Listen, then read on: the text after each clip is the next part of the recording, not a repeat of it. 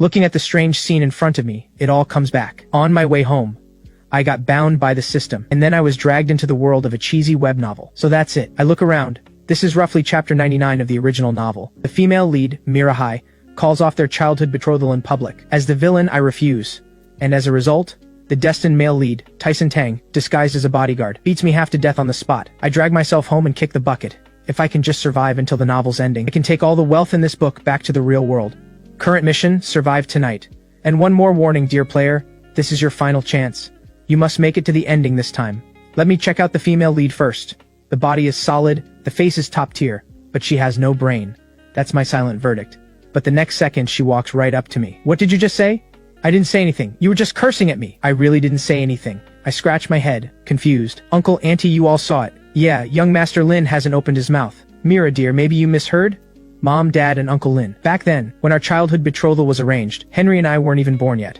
Father scratches his head and turns to look at me sitting in my chair. Besides, I don't want to marry someone I don't love. As she speaks, every eye in the room lands on me. Henry, you little brat, what do you say about this? Dad, it's fine. I answer easily, then turn to look at her, only daring to complain in her head. What's wrong with this woman? How does he know I'm cursing him? Is his brain actually waterlogged? Henry Lin, you dare? How does he know what I'm thinking? The atmosphere turns tense in an instant. Mom and Dad are baffled too. Take 2 steps back, completely puzzled. This woman's screws are definitely loose. Hearing that, she gets even angrier. You dare again! But she looks around. Everyone else's confusion leaves her just as lost. He's cursing me again. Why isn't anyone else reacting? Can only I hear him? Tyson Tang should already be here. In my last 8 lives, I tried everything. Fight him for opportunities. Dead. Try to befriend him. Dead. Pay someone to assassinate him. Got crushed in a reverse kill. I figured it out. I look up at the sky. I'm the villain. The goal is to survive to the ending. Why would I tangle with the protagonist? The chosen one of fate? What's the point? I just need to stay far away from him. I'm the proud second young master of the Lin family, worth 100 billion. Why not just fly overseas and throw yacht parties? Tyson Tang, Haicheng is all yours. Take your sweet time. I'm out. The scene shifts and I snap out of my fantasy. Henry Lin, what nonsense are you spouting?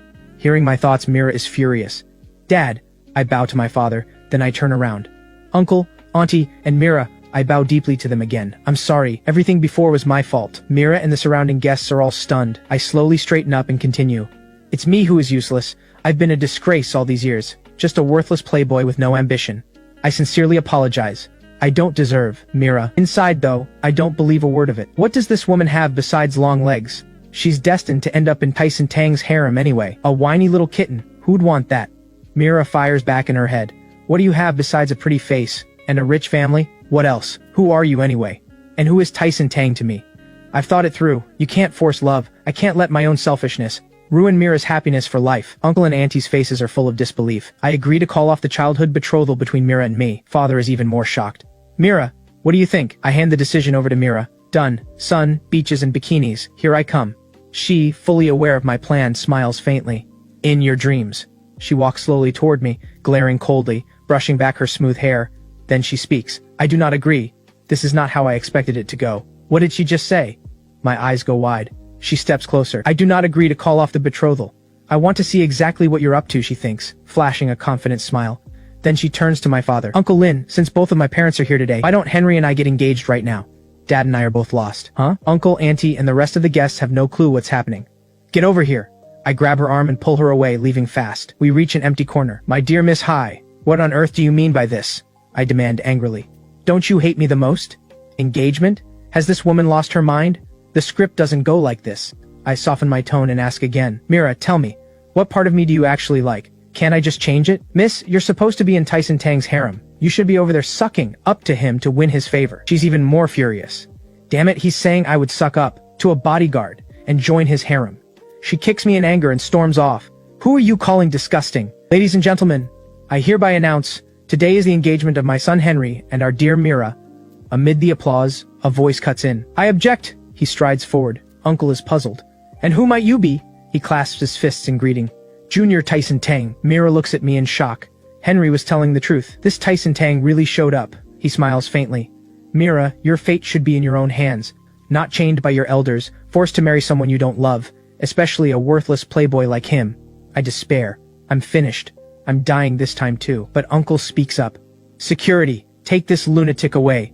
Then Mira speaks. Stop. Mira. Moved by her rescue, he breaks free in an instant. Don't worry, these nobodies can't hurt me. With me here, He strides forward as he speaks. No one can force you into anything. Mira finally puts it together. Now I remember who Tyson Tang is. You're a bodyguard of my high family. Heh. My future wife Mira. Isn't your future husband just oozing with swagger? But Mira says coldly, you're fired.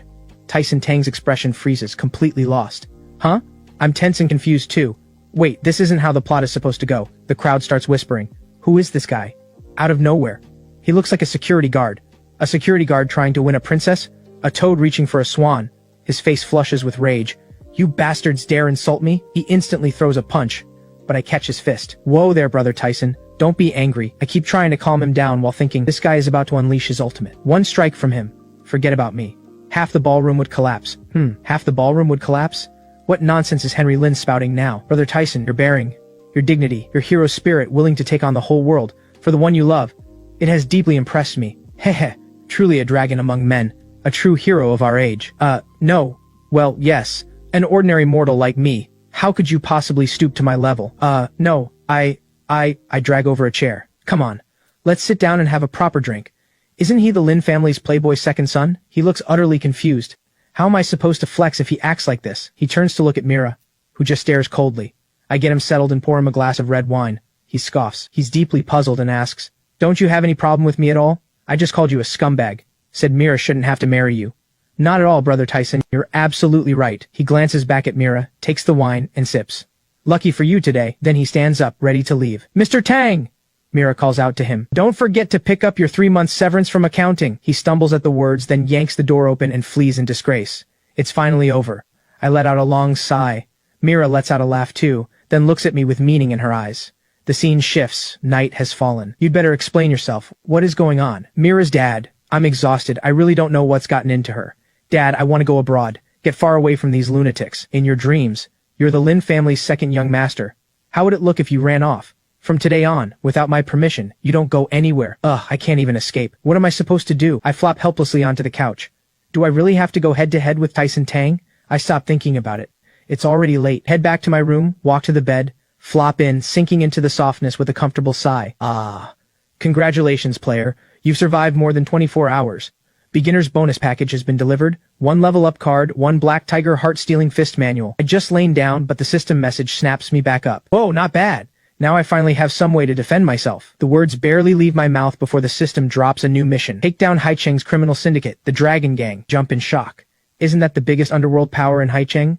System, you're really determined to get me killed, aren't you? The next morning, I start practicing the fist technique in the garden. Finally, I'm no longer a helpless weakling. Boss Henry, nice moves! I turn and see 2 of my boys under the tree gushing with admiration.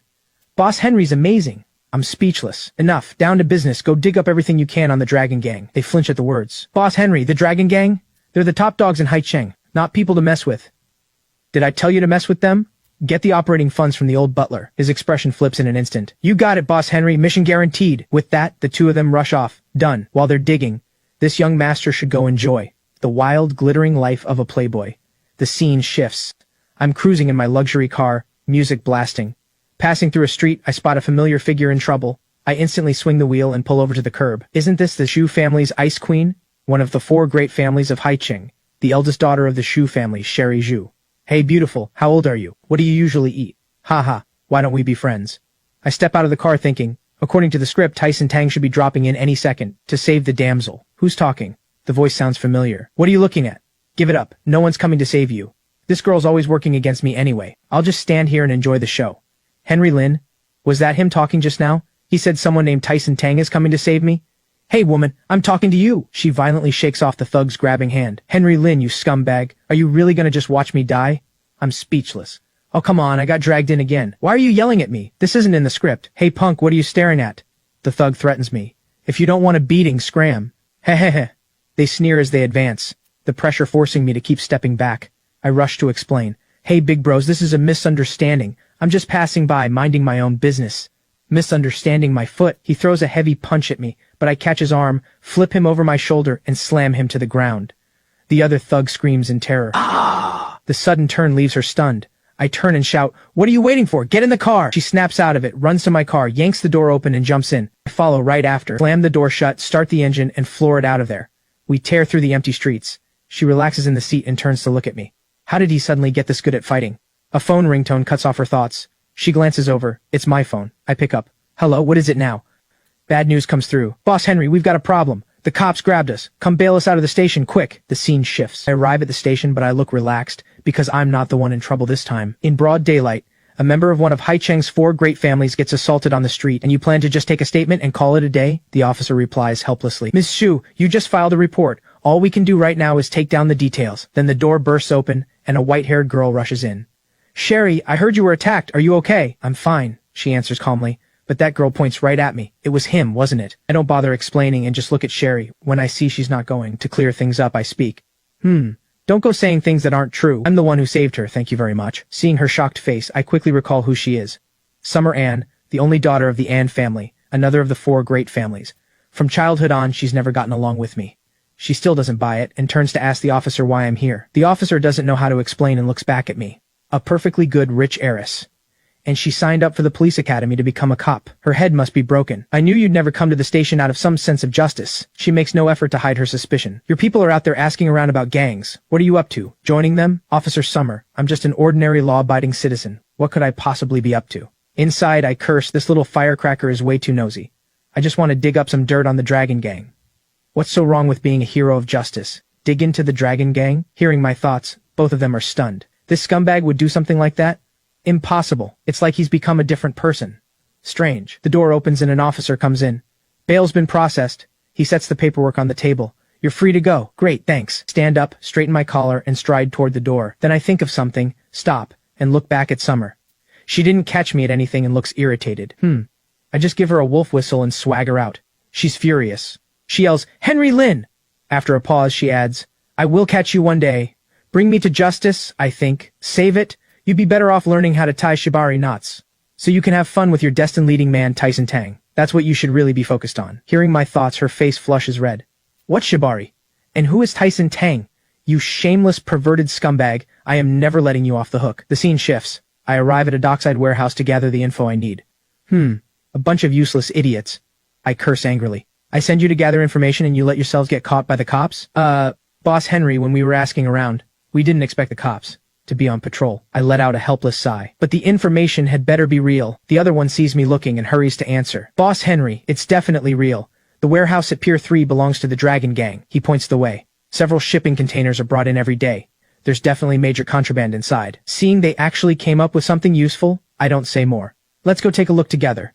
I motion for the 2 of them to stand up and follow me to investigate. The warehouse area at the dock is deserted. Only a few cold searchlights cast over the ground, lighting the path. I step up to one of the containers, pry the lock with a crowbar, and pull the door open. What hits my eyes is a row of terrified faces, hands and feet bound, mouths gagged. They stare at me with frightened eyes. The sight startles me. Boss Henry, Shh, keep quiet. Take them somewhere safe and call the police. Then what about you, boss? I loosen up my joints and say, I'll go pay their leader a visit. The cold, damp warehouse is empty. I creep through the corridor alone, searching for clues. The air is tense and dangerous. I don't dare make a sound. Where is the Dragon Gang's boss? If I can take him out, the system mission is half done. But I can't find him. Right then, the iron door at the end of the corridor makes a sound. The rusted hinges creak, breaking the silence. I finally pick up a lead. I hear the wrong kind of fabric rustling and start tracing the source. The swaying light gives the rusted room an extra edge of danger. I finally reach the room, but it's empty, with no clues at all. Suddenly, the loud crash of a chair falling catches my attention. I rush in that direction, and what I see leaves me speechless. Looking at the white-haired girl in yellow struggling on the floor, I'm baffled. How are you here? She's panicked, struggling fiercely against the restraints, throwing me a pleading look. Summer, how did you end up, scumbag? I knew every bad thing in Haicheng had your hand in it. Keep it down. You want to bring everyone outside in here? I'm here to... Before I can finish, she chomps down hard on my hand, drawing blood. You little brat, were you born a dog? She stands up and sneers. Save me? Do you take me for a 3-year-old? You, turning into a good guy? Oh, come on. This dumb girl is hopeless. If I were one of them, would I need to sneak in like this? I just storm in and have my way with you. Hearing my thoughts, her face flushes red. Ah, what did you say? That lady cop we just grabbed. She's a real looker. Voices drift in from outside. No kidding. I realize they're coming closer. By the sound, they're already at the door. I quickly scoop her up and dive into the cabinet. What are you doing? I clamp my hand over her mouth and hide us in the cabinet. They walk into the room moments later. Where'd that girl go? The room is empty now. Ah, they have no idea we're hiding in the cabinet. I can't risk a sound, so I keep my hand over her mouth. Damn, where is she? Got away? Impossible. The girl's hands and feet were tied. Where could she go? All we can do is listen to them search. Search carefully. Don't miss a single corner. I remember now. This was supposed to be the scene where Tyson Tang saves the damsel. That's right. Hearing that thought, she can't help but think to herself, Tyson Tang again. Who on earth is this person? What is Henry Lin even talking about? I whisper to her, my hand's going numb, I'm letting go. Don't make a sound, or I'll have to use my mouth to shut yours. Inside I'm thinking, this dumb girl can't even tell good guys from bad. But I have no choice. I can't just stand by and watch her get violated by Dragon Gang scum. Hearing this, she turns to look at me in disbelief. Wait, is he actually here to save me? I realize the room has been silent for a while now, but it could be a trap. I quietly crack open the cabinet door and check the outside. Once I confirm it's safe, I carefully open the cabinet and step out. She immediately recoils from my touch. Don't touch me. At a time like this. Stop talking. I set her on a chair and untie her. Damn it, where did Tyson Tang run off to? This little firecracker is supposed to join his harem. Hearing me call her little firecracker in my head, her face goes red. She shouts, who's a little firecracker and who's joining whose harem? Henry Lin, what nonsense are you spouting? I didn't say anything. Henry Lin. Before she can explode, I rush over and grab her hand. Hey, this isn't the time to argue, we have to leave, now. The warehouse outside is empty now, the perfect chance to escape. Hand in hand, I race with her across the docks, fleeing the dangerous warehouse. She keeps staring at my hand on hers. What is up with this guy? Crossing an open patch with no cover, we crouch low and move stealthily, but I sense something off and turn to signal her to wait. I scan the area and speak. We need to go around their break area, stay lower, step lighter. I look back to find her face crimson, hissing at me in a furious whisper. Pervert! Before I can process it, my phone rings, cutting off my thoughts. I pull out the phone. It's Sherry's shoe. I pick up. What do you want? Spit it out. It's bad. Summer said she was going to investigate the Dragon Gang and now she's gone missing. Find a way to save her, quick. Before I can even process the call, the lights above suddenly go out. A spotlight snaps onto me, and a vicious-looking man walks over. Caught you, little mouse. In a blink, we're surrounded. You brat. Pretty bold of you. To break into Dragon Gang territory. I remember this guy. Yellow rank in the Heaven-Earth Mystic Yellow system. I need to stall. Stall until Tyson Tang shows up. As long as he appears, the script can still get back on track. I quickly play it off. Ha, big brother, this is all a misunderstanding. I was just bringing a friend to see the docks at night and we got lost. Oh, I see how it is. You think I'm an idiot? Want to stall me? Too late. I catch his fist and kick him away. If stalling won't work, then so be it. Boss Henry! A voice suddenly cuts in. My boys come running. I brought backup. More figures pour out from behind them, charging toward us. The opposing boss wipes blood from his nose and gets ready to fight. I shout, get the hostages out first, I'll cover the rear. Then I charge forward and shout my move. Black Tiger strikes the heart. I slam my fist into his chest, sending him flying into a puddle. When did he get this strong? Watching their boss take a beating, the enemy goons stand there stunned. But he clenches his fists, slowly rises, and snarls a threat at me. You brat! I didn't expect you to have some skill, but you're still no match for me. He rushes me with a right kick to the head. I block it. A right hook follows. I dodge again. Then a spinning left kick. I roll out of the way. Seeing us trade blows, everyone watching is stunned. This guy is the Yellow Rank's top fighter. I have to stall until Tyson Tang arrives, and let him finish things, so the original plot can get back on track. After dodging several punches in a row, we each take a step back. Little mouse, how long can you keep dodging? The standoff drags on, so he switches targets and charges at Summer. I didn't expect him to be so dirty. Summer falls in fright. I quickly shoot out a kick to block his attack. He straightens his stance and signals his armed underlings to swarm in. Looks like Tyson Tang's grand entrance isn't coming. If the plot crashes, it crashes. Today I'm going to be the real protagonist. Get Summer and all the hostages out first. I'll cover the rear. Summer never expected me to do that. Henry Lin, are you insane? My boy's eyes are firm too. Boss Henry, we're not leaving. If we die, we die. That's right. We're staying. I'm still holding off the attacks. Stop arguing and go. Summer finally thinks of something and quickly pulls out her phone. Dispatch, Pier 3 warehouse, requesting emergency backup. Repeat, requesting emergency backup. They keep charging in and one by one I knock them back. Under my cover, Summer and my boys quickly fall back. Soon every one of them is on the ground, and I retreat with Summer and the others. Everyone, follow me. Yes, boss lady. Hearing them call her that, her face goes red. Who's your boss lady? The dark dock echoes with the sounds of strikes and bodies hitting the ground. I take out the last underling. Now it's just me and the opposing boss. We both hold our combat stances, locked in a tense standoff, neither moving. Then, at the same moment, we roar and charge each other. Ah! I throw my fist forward as I charge, he does the same. Ah! Our fists slam into each other's faces at the same time. His hits my jaw, mine hits his nose, shattering his sunglasses. We both crash to the ground. As the police sirens close in, my eyes slowly fall shut and I lose consciousness. The scene shifts. I'm lying on a hospital bed. Summer brought me here for treatment. Watching the doctor slide a long needle into a pressure point on my arm, Summer asks worriedly, Sis Fiona, how is he? Oh, Summer, you're actually worried about this scumbag now? Did someone take over your body?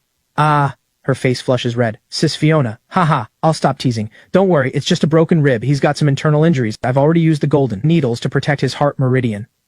As she speaks, she picks up another needle and slides it into a point on my forehead. Whether he wakes up depends on his constitution. Summer is sick with worry. Just then, my hand starts to move.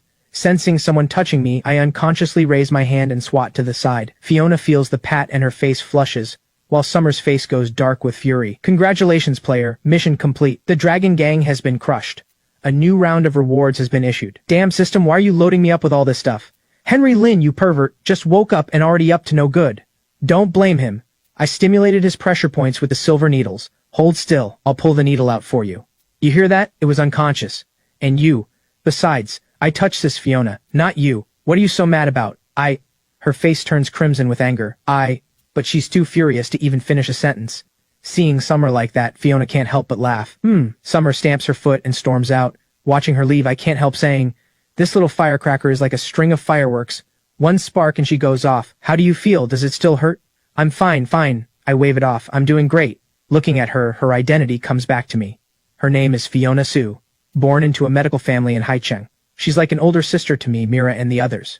She's also one of the female leads in the original novel. Summer told me you took down the Dragon Gang, and saved a lot of people. Is that true? I never thought the troublemaker Henry I knew growing up would suddenly grow into a real hero. Actually, wait, why am I even explaining to her? Saving the damsel, winning her heart, that's Tyson Tang's script. I need to twist my character back on track. I'm the villain's scumbag. Ugh. Hearing my thoughts, she's startled. What did you say? She stares at me in disbelief. Haha, I didn't say anything. Heh, sis Fiona. She backs away in shock. Sorry, sis Fiona, but I can't let the plot drift any further off course. Oh, saying one thing, thinking another. Interesting. She leans down and moves closer. Want to confirm it one more time? Her blushing face draws nearer and she asks, what's wrong, Henry? Then she presses her whole body against me. Didn't you say it felt good? I'm done for... Has sis Fiona's brain broken too? Just as I'm at a loss, a knock at the door saves me from this suffocating scene. Dr. Su, are you home? She gets up and walks over to open the door. Dr. Su, help. Please save him. Stay calm. Come sit over here. She and the woman help the old man slowly down into a chair. Then she has him hold out his hand so she can take his pulse and examine him. Central energy is flowing backward. Pulse is erratic. Something is very wrong. What did he take? Just the prescription you wrote before. We always buy the medicine from Golden Lotus Pharmacy. He drank it today and ended up like this. She picks up the herbs and sniffs them. These herbs are wrong. The woman is stunned by her words. Wrong? The scene shifts. She has finished the acupuncture treatment on the old man. Don't worry yet. His life isn't in danger for now. She turns to ask again. Think carefully. Are you sure this medicine came from Golden Lotus Pharmacy? Sis Fiona, what's wrong with these herbs? I ask, puzzled. The cinnabar has been swapped with myrabolite. Cinnabar calms the nerves. Myrabolite is a purgative. The cordyceps has been replaced with a cheap counterfeit. And at least 3 other herbs have been swapped with low-grade fakes. This is just... I'm furious too. This is playing with human lives. Wait, isn't Golden Lotus Pharmacy a Lin family business? I remember now. Golden Lotus, Harvey Lin. You dared tamper with life-saving medicine? After treatment, the old man's condition has improved a lot, but she still asks, Sir, how do you feel now? Thank you, doctor. Thanks to your skilled hands, I get to keep this old life of mine. He pulls a rough cloth bag from his pocket. This is for the consultation. Sir, please keep your money. You don't need to pay for the visit. This gentleman's consultation fee, and all the follow-up treatment and nutrition costs. I'll cover everything. Looking at the black card I hand her, she never expected me to do something like this. Young man, what is this? Sir, just focus on getting well. Don't worry about the medical costs. I will get to the bottom of this, and the public will get the answers they deserve. Sis Fiona, I'm heading out. Take care. I say my goodbye and pull the door shut behind me. Seeing the change in me, never imagining I'd really do something like this. She smiles with relief and looks at the black card in her hand. Where are you guys? Get over here fast. Not long after I hang up, my boys pull up and stop in front of me. He rolls down the window, sees I've recovered decently, and greets me. Boss Henry. Still stewing over what just happened, I'm in no mood to respond. Get in the car, anger boiling, and slam the door hard. He starts the car and asks, Boss Henry, where to? Back to the villa? Or hitting the bar? I close my eyes and think for a moment, then give him an address. Golden Lotus Pharmacy Herb Factory. Boss Henry, isn't that your big brother's business? What are we going there for? I open my eyes, fury burning in them. Let's talk. Drive. No more questions. The car starts and tears away from the spot. The scene shifts. Useless. I, the young master, was born to face the heavenly tribulation, walking the mortal world to save it. How is it that nothing goes right the moment I arrive in Haicheng? Young master, please calm your anger. We all know a great calamity is coming to this world, and you, young master, were born to face it. You are the one destined to save it.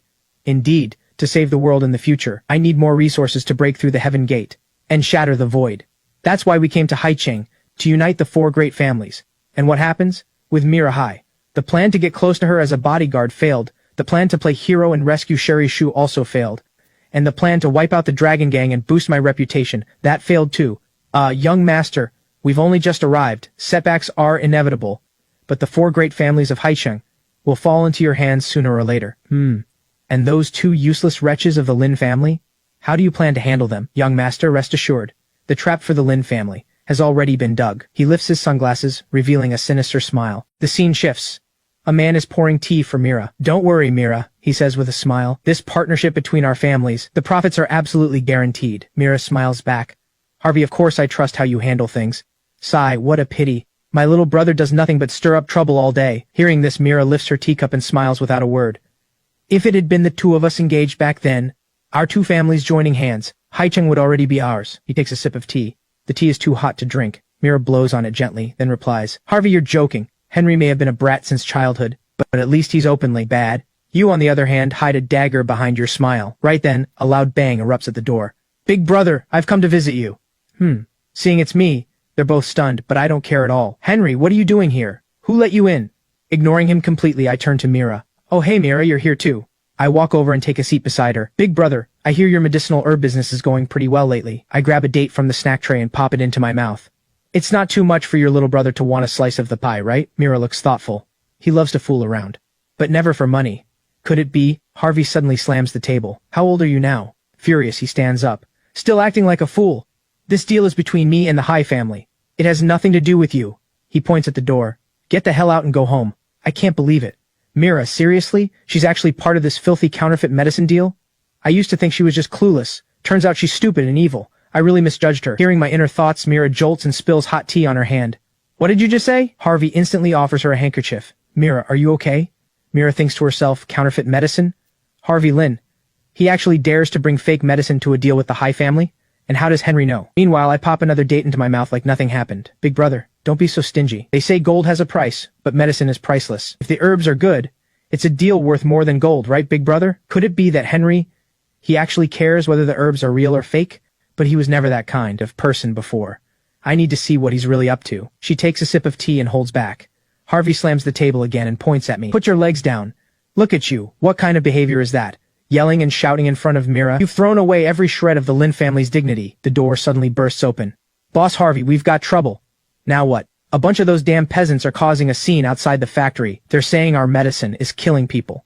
I thought it was something serious. Just a bunch of troublemakers. What the hell are the security guards doing? Drive them away. Boss Harvey, there are reporters too. Looks like they're from Haicheng Daily. Their editor took plenty of our money. A lowly reporter's nothing. If they dare to get in the... Smash their cameras. Hearing this, I frown and sit up straight. I was going to use the reporters to force him to deal with the fake herbs. I didn't expect him to be this ruthless. Hearing my thoughts, Mira's taken aback. The reporters, Henry, he called them? She thinks quietly. Harvey Lin is even more inhuman than he imagined. Big brother, no wonder you got rich in the herb business. So what do we do now? Let them make a scene. It won't do them any good. He pulls out a cigarette, lets his man light it, and takes a deep drag. Such a huge batch of finished medicine. We can't just destroy it all.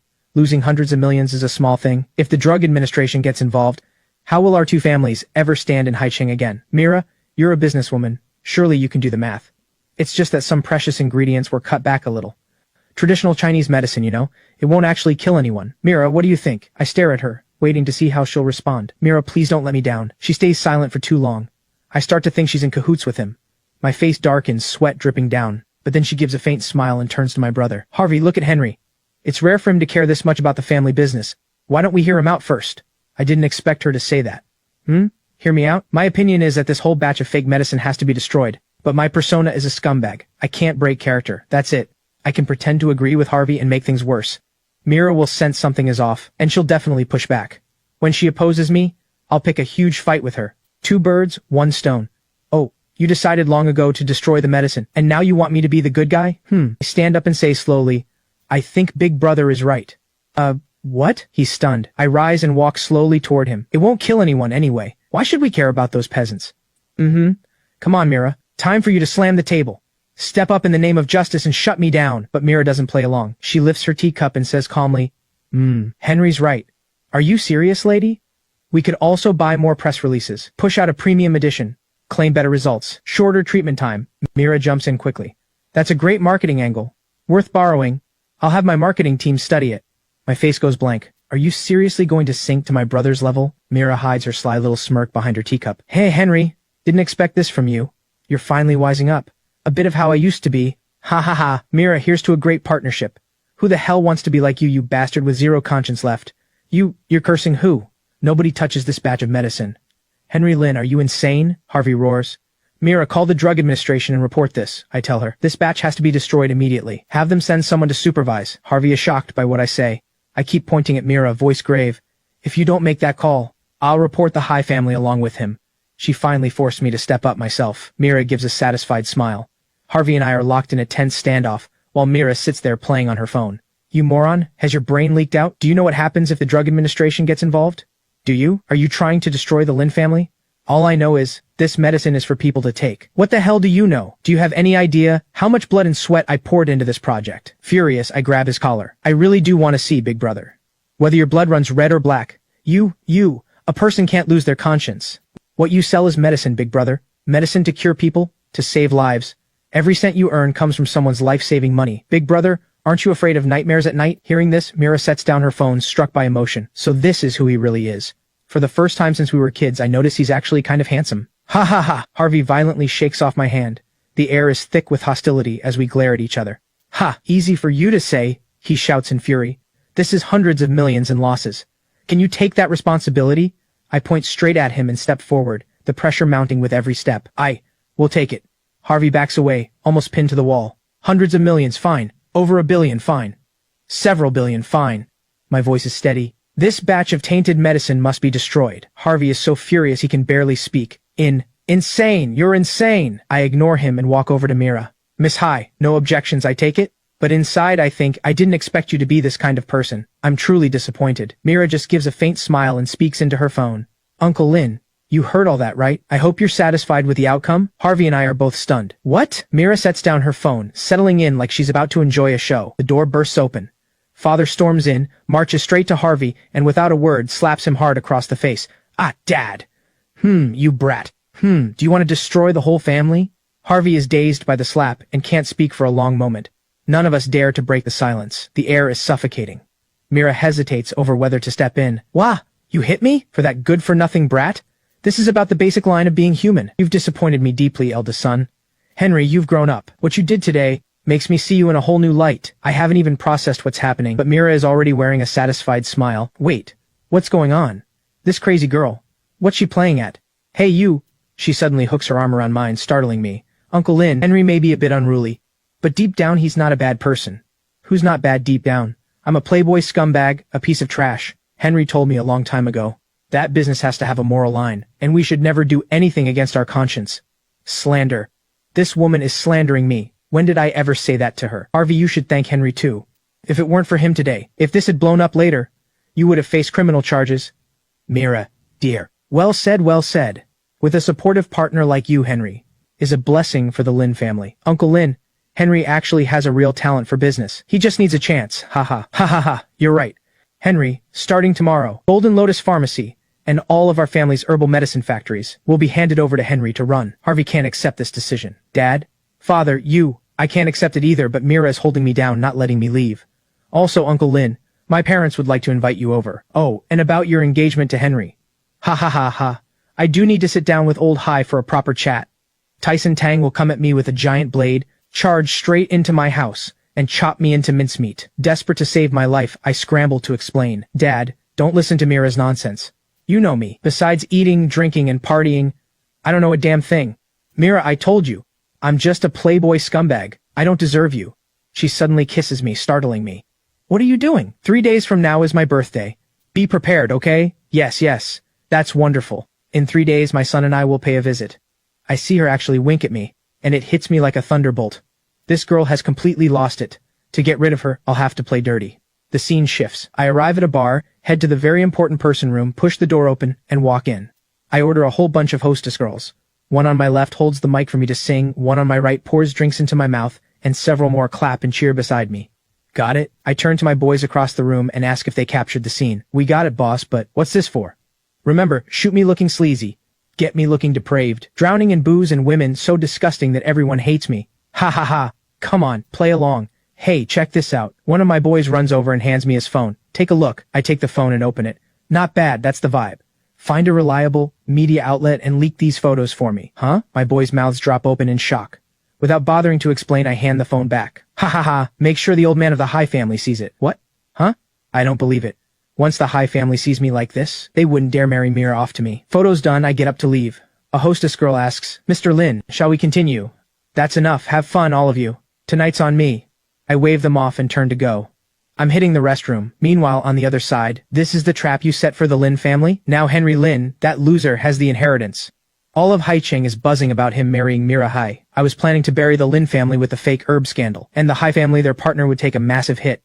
Then, young master, you'd hand the sect's secret formula to the Hai family. Cut the chatter. What's the plan this time? Why am I dressed as a waiter? Young master, the Shu family of Haicheng has looked strong but been hollow inside these past few years. Sherry Zhu is at this very KTV tonight, entertaining a sleazy out-of-province client. You mean when that creep makes a move on Sherry? I burst in with the excuse of delivering drinks and save the damsel. Don't worry, young master. This is the perfect stage for you to shine. The scene shifts. Sherry walks out of the room. That Vincey guy poured so much booze into me. Did he really think I don't know what he's after? Her steps are unsteady. She's in bad shape. No good. My head is spinning. She tries to pull out her phone for help, but her grip slips and it drops to the floor. Ah! Seeing her about to fall, I catch her. Careful! She looks up, sees it's me, and says, Oh, thank you. Her reactions are sluggish, her mind hazy, her steps wobbly. I quickly hold her up. You reek of alcohol. How did you get this drunk? Business. A little embarrassed, she pushes me away, picks up her phone, and tries to leave. Seeing her about to fall again, I catch her from behind. Slow down. Just then, the room door opens again, and a man steps out. Sherry, why aren't you back yet? Seeing us pressed close, the man speaks without hesitation. Where'd this mongrel come from? Let go, she's not someone you get to touch. And who the hell are you? My words enrage him. You. The door opens again. Two bodyguards quickly step in behind him and speak carefully. Mr. He, this is the second young master of the Lin family of Haicheng. Mr. Lin, this is the eldest young master of the He family, Vince He. Seeing the situation escalate, Sherry quickly grabs my arm. Those two are my bodyguards. She makes a request. Help me. Mr. He, right? It's a misunderstanding. Sherry and I go way back. Look at her, she's had too much and she's acting up. I was just about to take her home. The Lin family's second young master. I've heard of you. You think you can snatch her right out of my hands? Even a mighty dragon can't crush the local snake. Mr. He, Haicheng has its own rules. Rules? I am the rules. Get Ms. Xu back for me. System. I want to use the level up card. The system receives the command and activates instantly. Level up card used. Player current power, yellow gate, intermediate level. Powered up, I kick the bodyguard away with one strike. He slams into the wall and passes out cold. Seeing this, the other one quickly says, Mr. He, this guy is a trained fighter. I'm afraid I'm no match for him. Aren't you supposed to be a top expert in the martial arts world? So what if he's trained? You Lin punk, what gives you the right to ruin this for me? Seeing things turn sour, Sherry rushes up, throws her arms around my head, and kisses me without a word. Because he's my boyfriend. Oh? You two. Seeing the tension settle, she continues. Sorry, Mr. He, my boyfriend is taking me home. What about our deal? Any business matters the Lin family will handle. No need to trouble yourself, Mr. He. The #1 family of Haicheng. The Lin family really lives up to the name. You flatter me. Seeing things stabilize, Sherry turns to the two bodyguards. You two. The two break into a cold sweat, frozen and lost. These two can wait to see you in court. Ms. Zhu. Vince, he tries to step forward, but he's blocked. Mr. He turns away, walking off as he speaks. Fine, Mr. Lin, I'll remember this. Enjoy your evening, Mr. He. We're leaving first. Once they're back in the room, with the door shut, we're finally safe in the hallway. And I remember to ask her, why did you just, is there a problem? Of course there is. What's wrong? I want to say something, but the words won't come out. She pulls me into an empty room next door. Sherry, calm down. Sherry, look at the state you're in. Drinking yourself into a mess just for a deal. And getting sold out by your own bodyguards. You're a pretty failed CEO. You? Her face flushes red. What did you say? Henry Lin, hold it together. No going soft now. Better a sharp pain than a long one. The old man of the Zhu family is useless. That's why she's forced to step out in public. Hyped up as some genius female CEO, she's so angry she's about to cry. You what? Look at yourself. What are you even trying to salvage? She can't hold it back anymore. Tears spill down. You have to value yourself. I'd rather have you keep that cold face toward me forever. Stay an ice queen. Than see you like this. What's going on? Why isn't she saying a word? Did I scold her into silence? She collapses limply to the floor and passes out. Hey you. Looking at her out cold, I have no idea what to do. Boss. What's going on here? My sudden return leaves my boy stunned. Isn't that the Zhu family's eldest daughter?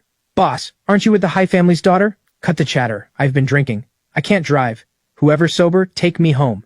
The scene shifts. We're back at my home, now the next day. The wind lifts the curtains, letting bright sunlight slip into my room. I'm lying in bed, just waking up, mind still foggy, waiting for my brain to reboot. I stretch. My head hurts a little. How did I get back yesterday? Not noticing anything off, I close my eyes to keep sleeping, then suddenly bolt awake in shock. Hey Sherry, are you serious right now? I take one nap, and the original female lead is... She's still sleeping soundly, completely unaware. I lift the blanket and peek. Even though my heart is still pounding, I get a bit of relief. Phew! I breathe out. Thank goodness it was just sleep. Nothing happened between us. But Sherry is actually pretending to sleep, secretly mocking me. Coward. Then she snuggles closer and wraps her arms around me to keep sleeping. I can only escape fast. Padding across the floor barefoot. Tiptoeing, careful not to make a sound, I head for the door. I finally crack it open, but a voice rings out. Freeze! I immediately shut the door and raise both hands in surrender. Sherry, you're awake. I slowly turn around, face serious. Did you sleep well last night? She doesn't answer. Just stretches and rubs her eyes, like she's just waking up. Hey, wait a sec. Don't rush. Actually, you and I never even... Get me a change of clothes. I want a shower. Caught off guard by her demand, I blank out. Where am I supposed to find clothes for you? She glances around the room and says, You have so many clothes in your closet. Just grab one for me. With that, she gets up and walks straight to the bathroom without another word. Hey, what's up with this girl? Isn't she supposed to call me a brute? An animal? A bastard? For some reason she doesn't press it. She just goes to shower. With a reaction like that, do I even need to explain? I grab a piece of clothing and knock on the bathroom door. Here, take it. My face is bright red as I turn away. She opens the door just a crack, takes the clothes and says, Thanks. The door closes. Inside, she actually picks up my shirt, sniffs it carefully, and then breaks into a satisfied smile. The scene shifts. I open the front door to a crowd of servants greeting me. Good morning, young Master Henry. I'm strolling forward, even letting out a comfortable yawn, thinking it's just another normal day, when the sight in front of me drops my jaw. You little brat, get over here. Dad is waiting with a stick in his hand. What's the deal between you and Sherry? Stop right there. Hey, stop. Ow. Ow. Dad, let me explain. Nothing happened between her and me. You brought her home. Nothing happened. I'm going to beat you to death, you ungrateful son. Mom finally speaks up. Not the face. That's the only good thing this brat has left. Uncle, Auntie, good morning. Come, Sherry, have breakfast with Auntie. Faced with this awkward scene, my face burns red, and I just keep stirring my porridge. Uncle, these shrimp dumplings are delicious. Henry told me you love Vietnamese-style dim sum. As she says it, she places a dumpling into my dad's bowl. Dad coughs awkwardly. Yeah, it's a real hassle. Finally, Mom speaks. Sherry, what exactly is going on between you and our Henry? Don't worry, Auntie. Henry treats me really well. Hearing this, I choke on my hot tea. Oh, slow down. Nobody's competing with you for it. Oh, my dear lady, stop messing with me. You're terrifying when you're like this. After breakfast, we head out together. My parents and I see Sherry off. Uncle, Auntie, thank you for having me. I have things to do at the company. I should head out. Of course, I'll have someone drive you over. Come visit often. I'm about to grab my shirt back, but she snatches it away, clearly refusing to return it. Why are you taking my shirt? I'll wash it and return it. She leans in close and whispers, I'm off, boyfriend. My face burns red, and I freeze, lost. She finally gets into the car and shuts the door. The car slowly starts up and drives away from our estate. Tell me, what's really going on between you and her? And Mirahai? Which one are you actually marrying? Dad, I don't want to marry anyone. I just want to go abroad and get far away from these lunatics. Dad is furious and ready to hit me, but Mom holds him back. Just then, another voice rings out. Hello, Uncle Lin. Hello, Auntie. The visitor is none other than Summer N. Oh, Summer.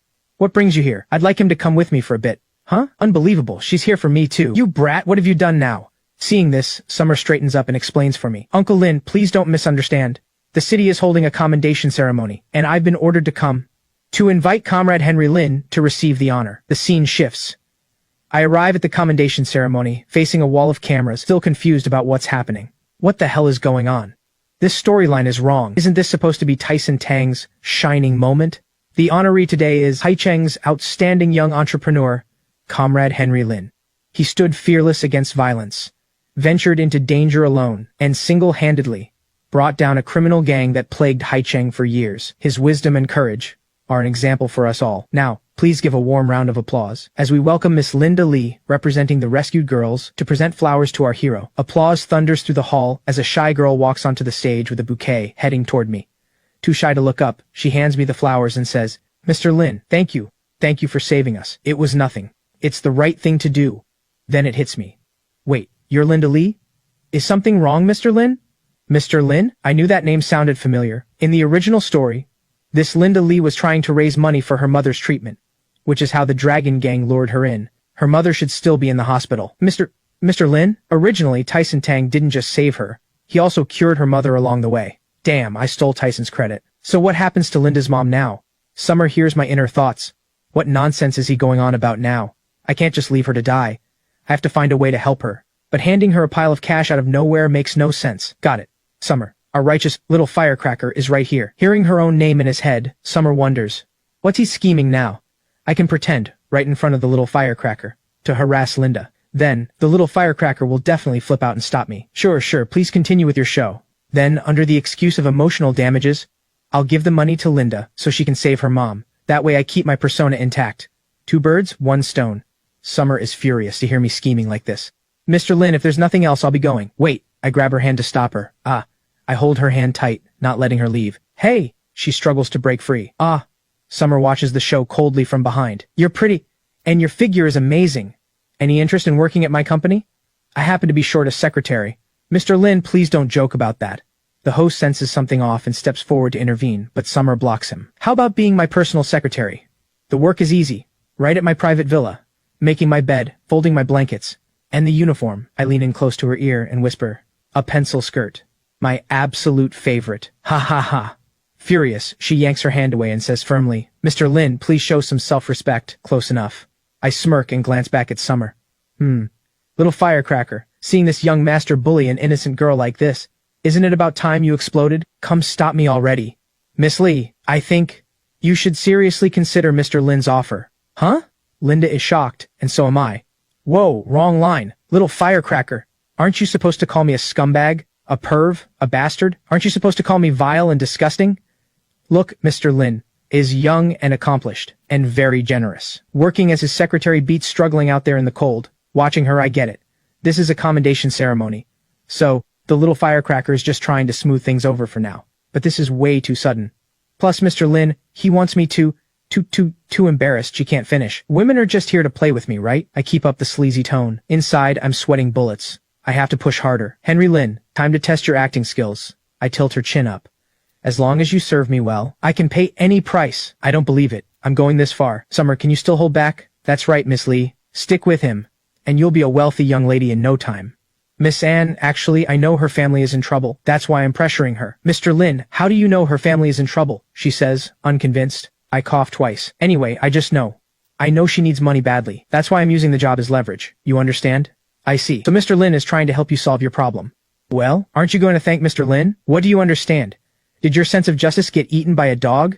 I never expected Summer to derail the entire plan. My face goes dark. Done. I can't keep this going. These women, did they all team up to mess with me? Not one of them is sticking to the script.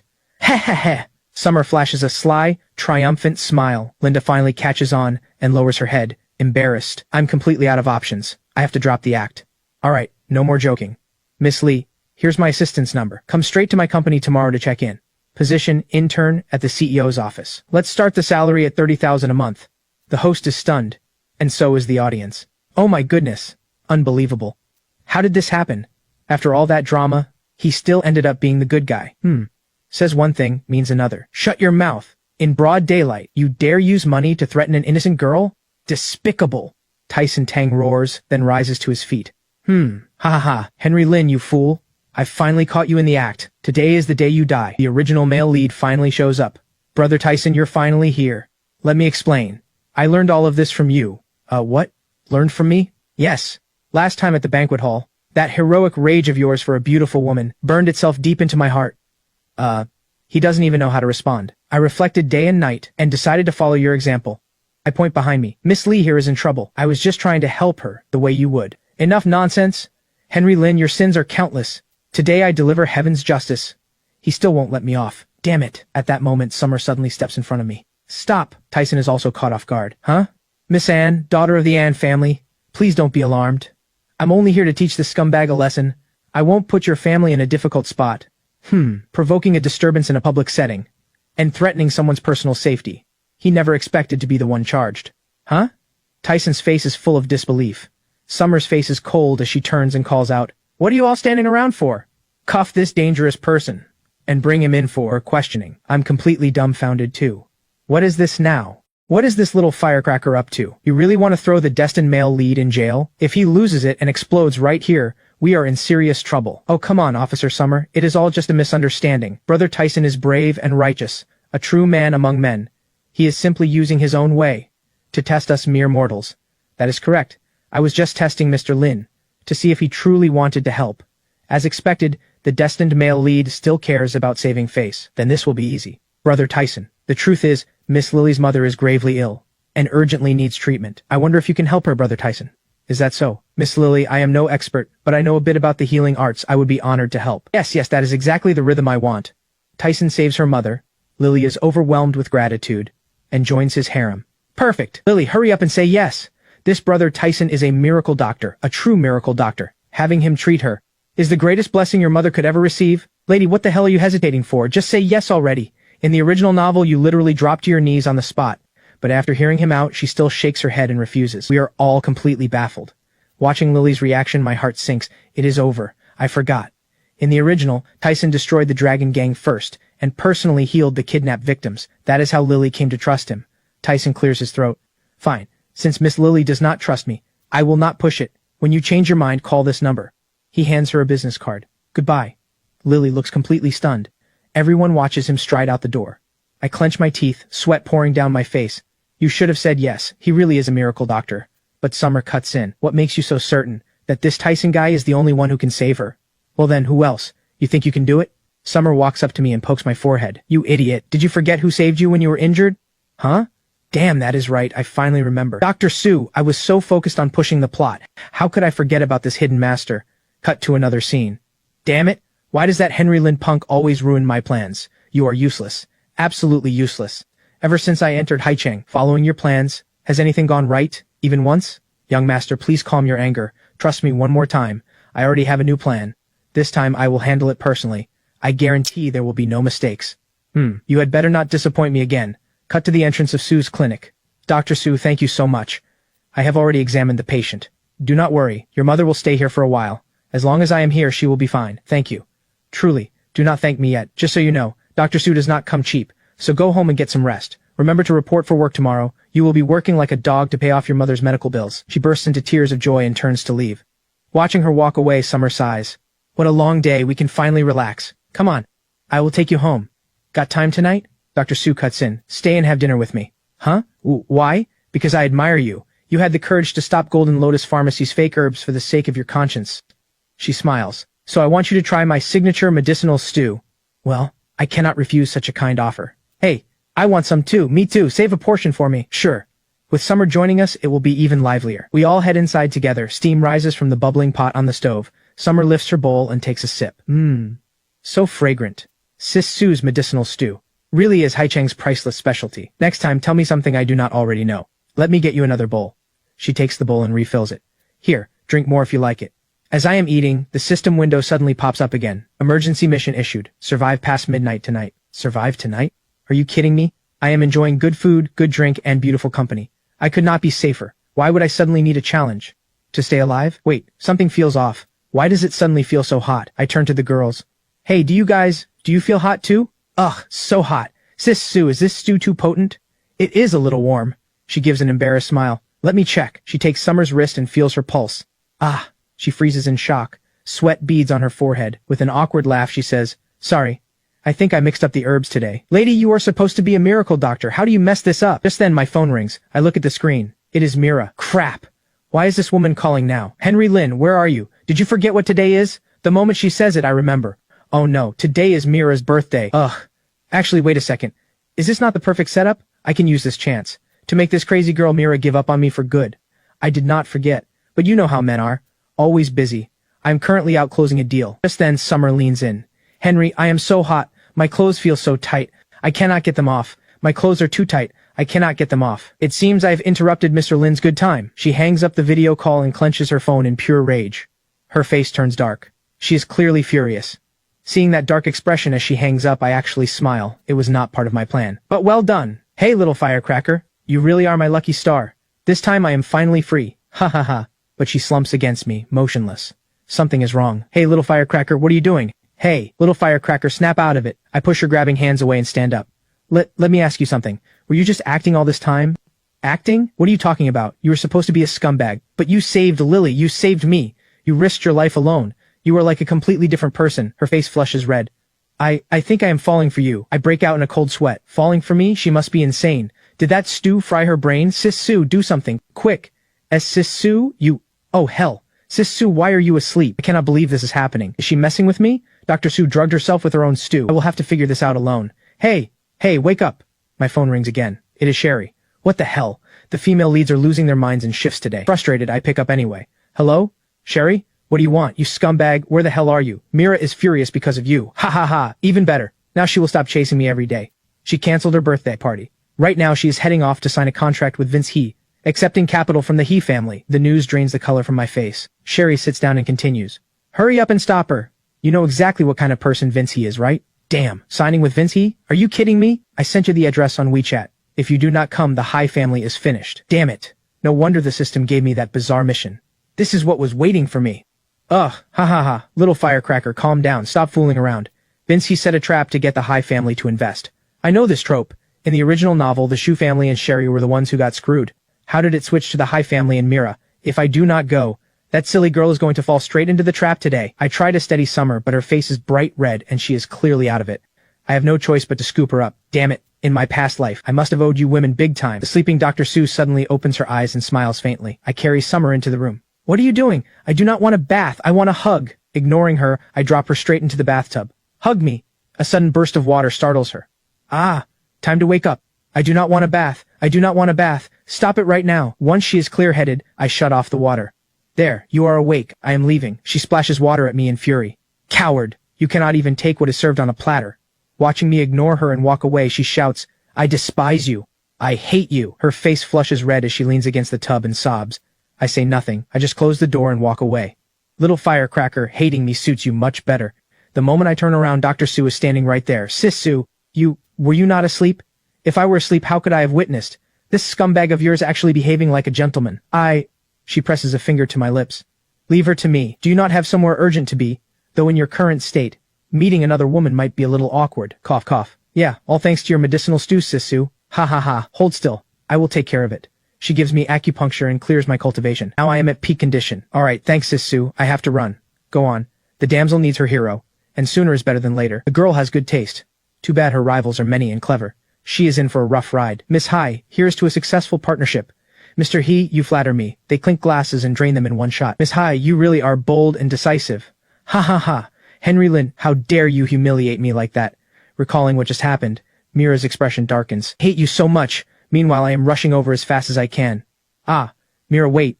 Have you signed with Vinci yet? Mr. Lin, are you not supposed to be canoodling with your little lover? What brings you all the way here? Cut the nonsense. You have not signed yet, have you? She smiles. I am about to. Mr. Lin, how did you know I was signing with the He family? How much do you actually know about the He family and Vince He? Not much. But I know the He family is from out of province, and extremely wealthy. You do not even know him. I scratch my head in frustration. What contract are you signing then? Why should I not sign? Henry Lin, what gives you the right to question me? The Hai family's business is none of your concern. Stay out of it. What am I supposed to say? If I tell her this is a massive trap, that he is a scumbag who wants to take advantage of her, will she even believe me? Same as always. You always have these ridiculous excuses. Even if you are worried about me, I am not going to thank you for it. Now move. I am going to sign the contract. She turns to leave. I grab her arm. No, do not go. Caught off guard by my grip, she snaps. Let go, Mr. Lin. You are out of line. I am not letting go. Mr. Lin, I admit you have changed lately, but you think your personal grudge against Mr. He gives you the right to override my decisions? It is not a grudge. He is a bad man. He will destroy you. And what about you, Mr. Lin? Are you supposed to be the good guy? Have you forgotten? Just recently, your cheap Golden Lotus pharmacy used counterfeit herbs to swindle the Hai family. Fine. I am not a good guy. Got it? Since I am not a good guy, I do not need to play by the rules. What is he planning to do? I call Sherry. Sherry, do you know which conference room Mira is meeting that He family trash in? I am the villain of this novel anyway. Today, I am going to blow up Vince He's whole scheme. Miss Hai, Vince He says, partnering with a businesswoman as brilliant and beautiful as you is an honor for me. Here is to a successful partnership. Mr. He, you are too kind. Mira downs her drink in one shot as a courtesy. Miss Hai, this is Mr. Cheng from Fengrun Assets. He worked very hard to make this partnership happen. Miss Hai, your reputation precedes you. He bows respectfully and extends his hand. Oh. Mira reaches out and shakes his hand. Once this contract is signed, I have ways to break the Hai family's cash flow. Then I will squeeze Vince He for more, and the young master can use that money to rescue the Hai family. Heh. 3 birds with 1 stone. Did you not say you were going to do something? Where the hell are you? Seeing Mira hesitating, he frowns. Miss Hai, is something wrong? Do you have any concerns about the contract? She hesitates. Suddenly the doors are pounded on. The lock shatters. The doors swing open, revealing a figure in the doorway. Who is that? Mira freezes in shock. It is me, walking slowly toward her. Mr. Chang adjusts his glasses, his brow furrowing. Things have taken a turn. You bastard, Vincey! How dare you hit on my fiancé? Tired of living, are you? You Lin punk. Why is it always you? Mira never expected me to show up like this. She stands up, thinking, he really came. Then she speaks. Henry Lin, what are you doing? Without answering, I walk straight up to her and pick up the contract from the table. What do you think? So he really did come to protect me. You Lin punk, what is this nonsense? Is your girlfriend not Miss Shu? When did Miss Hai become your fiancé? Mira's face changes instantly. What does he mean? When did Sherry become your girlfriend? Lady, is this really the time? Whose side are you on? This has gone too far. What are you standing there for? Throw him out. Just then the doors burst open again. Sherry walks in with several bodyguards. She walks straight up to Vince He. Mr. He, we meet again. Miss Shu, what is this about? Ignoring him, Sherry walks over to me and wraps her arm around mine. Mr. He, thank you for taking such good care of us. Back at the KTV, Henry and I came to thank you personally. Mira instantly grabs my other arm. Sherry, what is going on between you and Henry? Mira, what is going on between you and Henry? I am the one who should be asking what is going on with you two. The bodyguards surround Vince He and his crew. But the two girls are squaring off right in front of me. Sherry, I need an explanation. Since when are you my fiancé's girlfriend? Mira, your memory must be failing. All your life you said you hated him. At that banquet not long ago. Were you not the one who told Uncle Lin you wanted to break off the engagement? But my engagement with Henry has not been broken. Sherry, you are crossing a line. So what exactly do you want? Mira frowns. Let go of him first. Instead, Sherry latches on tighter. You let go first. The two of them start tugging me back and forth. Are you two out of your minds? Is this really the time to be arguing about this? You... Shut it. I did not even say anything. Henry, come with me. Mira tugs my arm. Why? He is my boyfriend right now. I cannot take it anymore. I shout out loud. I yank myself free and walk away from both of them. Enough. If you want to fight, fight it out yourselves. I am out. I turn and walk straight toward Vince He. Business first. Force this Vince He punk to get out of Haicheng. Vince He is still in a daze when my fist slams into his face. You ho punk! How dare you hit on my fiancé? How do you plan to settle that score? My nose. You lunatic. Did you not just say Miss Shu was your girlfriend? You also said... Before he can finish, I land another punch. Blood drips onto the floor. I have not even settled the KTV score with you yet. I pin him to the ground. Mr. He, listen carefully. In Haicheng, even a dragon must coil. Even a tiger must lie low. I am giving you one day to take your people and get out of Haicheng. Hearing this, Mr. Cheng adjusts his glasses. Help! Help me! He springs from his chair and launches a flying fist at me. I catch his punch with my palm, but the force sends me sliding back, my whole arm going numb. Damn, this guy's a martial artist. Yellow Gate? No, this is more like Mystic Gate. When did this kind of master show up in Haicheng? The second young master of the Lin family, rumored to be a useless playboy. Yet somehow, the heiresses of the Hai and Shu families are fighting over him. For the young master's plan, this boy must be eliminated as soon as possible. Who are you really? A useless playboy? Who can block one of my strikes? This punk is not as simple as he looks. Henry, are you alright? Facing both girls' concern, I turn around. Stay back, both of you! I turn back, ready to face this master alone. Mr. Lin, what skill? You have been hiding your strength. Likewise, why would a master like you work for Vince He? We all serve our own masters. Henry is definitely at a disadvantage. All he has is the cultivation Dr. Su cleared for him. This kid's strength is beyond Yellow Gate Intermediate. Everyone backs away in terror. We exchange blows, the sheer force shattering tables and chairs. Both of us step back. Neither of us is in great shape. The two girls move forward to help. My plans for the young master in Haicheng keep failing. Looking at how the Hai and Shu heiresses are acting, this kid must be behind all of it. For the young master's grand plan, this boy cannot be allowed to live. He lunges again, aiming a palm strike at my head. He is actually trying to kill me. He is not Vince, he's man. No time to think. Another strike comes hurtling at me. I dodge backward. Watch out, my face tightens. System, use the level up trial card. The system responds. Level up trial card activated. Player gains 1 full tier boost for 10 minutes. Player's current strength, Mystic Gate, upper level. I feel the surge of power immediately. My eyes glow gold. My aura solidifies into something physical, so powerful it lifts me off the ground. Now at Mystic Gate level, no one here can match me. What? He was still hiding his strength? Impossible. How could Haicheng have... Before he can finish, I strike. Too much talking. My fist crashes into his face, slamming his head into the wall. Blood sprays everywhere. The whole room is stunned. That level up trial card was my emergency ace for if I ever had to face Tyson Tang. Wasted! Mr. He, what do you say now? Stop, not the face, your moves cut off all my— Shut up, you sound disgusting. Ha ha ha. Well, my dear ladies, did that vent some of your anger? Enough, let us end this here. Not so fast. Mr. He, if you want to leave, sign this first. 1 billion in capital paid up front. No repayment, no interest, no time limit. This is robbery. You can refuse. I crack my knuckles. I will sign, ha ha ha. Alright, time to wrap this up, I will handle it. You two need to have a proper talk. I stand with my back to Mira. She walks toward me slowly. Will you tell me now? How did you know? Vinci was planning to trap me, I guessed. He had shifty eyes. Did not look trustworthy. Do you think I am an idiot? You really are, you know, and still refusing to tell me the truth. That is the truth. You do not believe me? Fine. Then never appear in front of me again. She turns to walk away. Really? Seeing how happy I look, her eyes narrow. Just kidding. She grabs my hand again. You are the worst. Ow, ow. Mercy, my lady. Mira, let us be serious about our engagement. What exactly did you tell your parents? Are you actually in love with Sherry? Absolutely not. There is nothing between us. That girl has been acting completely insane lately. She is either screwing me over or about to screw me over. I cannot run from her fast enough. She sighs. Smart answer. Anyway, this has nothing to do with Sherry. I just want to say, since you have always hated me, our engagement should stop. She cuts me off. I will not agree to break off our engagement. Mira, what are you thinking? Our childhood engagement was arranged before we were even born. All your life. Did you not despise me, the playboy scumbag? Henry Lin, then let me ask you this. Why did you chase after me for so long? Clinging to me like glue. I was young and foolish back then. What did you take me for? The point is I do not want to marry you anymore. You do not like me anyway. A clean break would be best for both of us. Who said I do not like you? What did you just say? I do not know what you have been thinking lately. But unless you tell me the truth, I will never agree to break the engagement. Fine. Words will not work on you. Then do not blame me for going hard. Today I will show you what a real scumbag looks like. I step forward, pinning her against the table, leaning in close. Women are such trouble. If you keep pushing me, I cannot promise what I might do to you. She refuses to back down.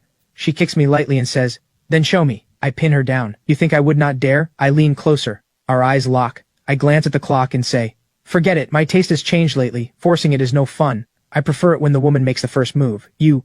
Before I can finish, she pulls my head down and kisses me. Congratulations, player. Mission complete. Survived past midnight. System rewards are being prepared. Cut to a hospital. Mr. Cheng lies in a hospital bed. You worthless piece of trash. Henry Lin, I am going to kill you. The moment he finishes, the door opens. 4 young women walk in. We have come as ordered. Greetings, young master. His face finally lights up. He looks each of them over and nods with satisfaction. Excellent.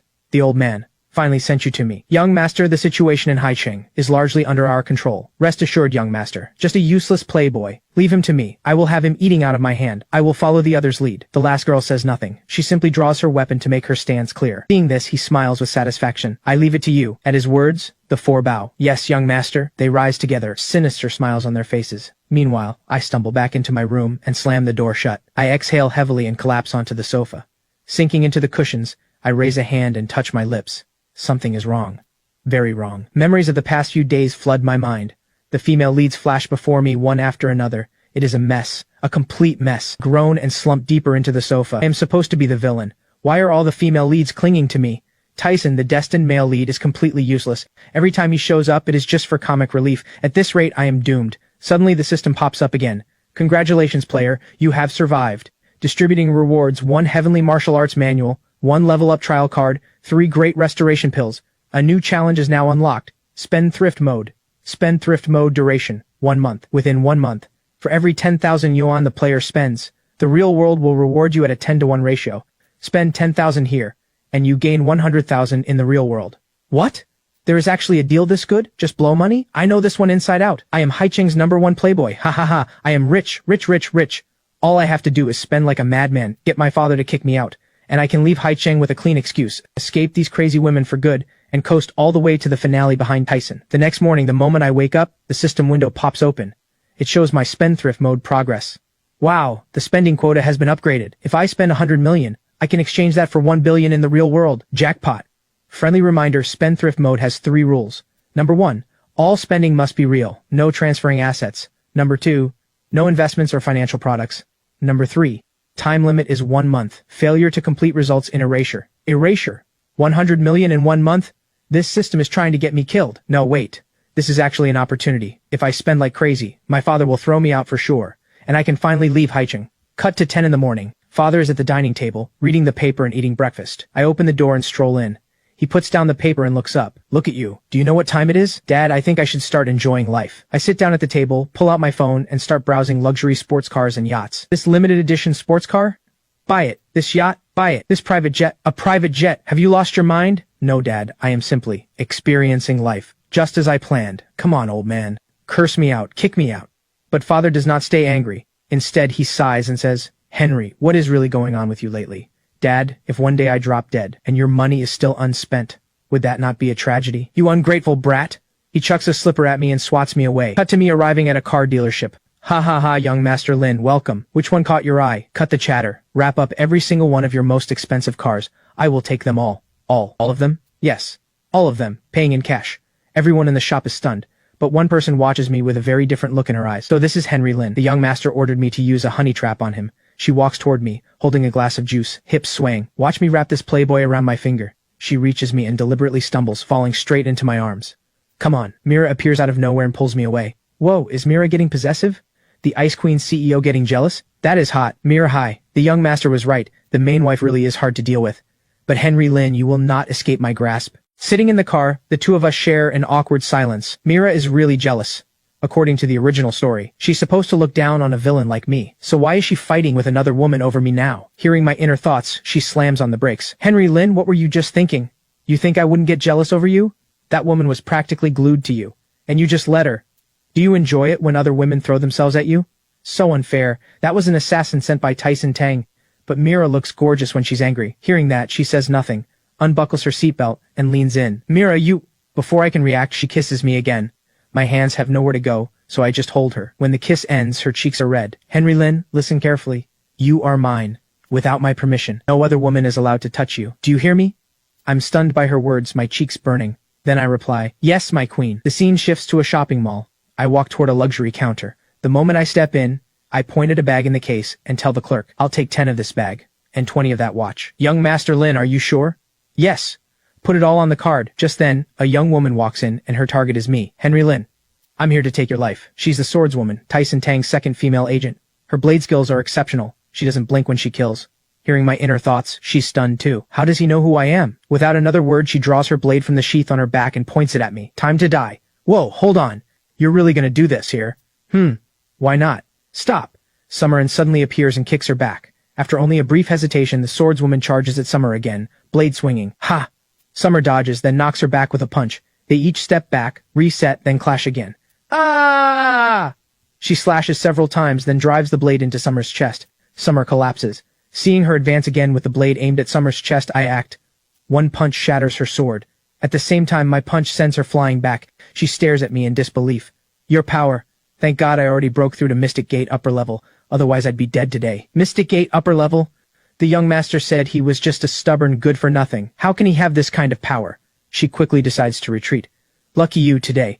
Next time you won't be. With that threat, she turns and leaves. On the ground, Summer clutches her chest, in bad shape, propping herself up with one hand. I walk over and scoop her up in my arms. Ah, she's startled. What are you doing? Her face turns red. Put me down. It's just a scratch. I can walk. Quiet. I hold her close. Girls are meant to be taken care of. You're a cop, sure, but you're also a woman. Why do you always think you have to carry everything alone? If the sky falls, I'll hold it up for you. Hearing my words, she blushes deeply and can't help but stare at me, but I show no reaction. She lowers her head, trying to hide her racing heartbeat.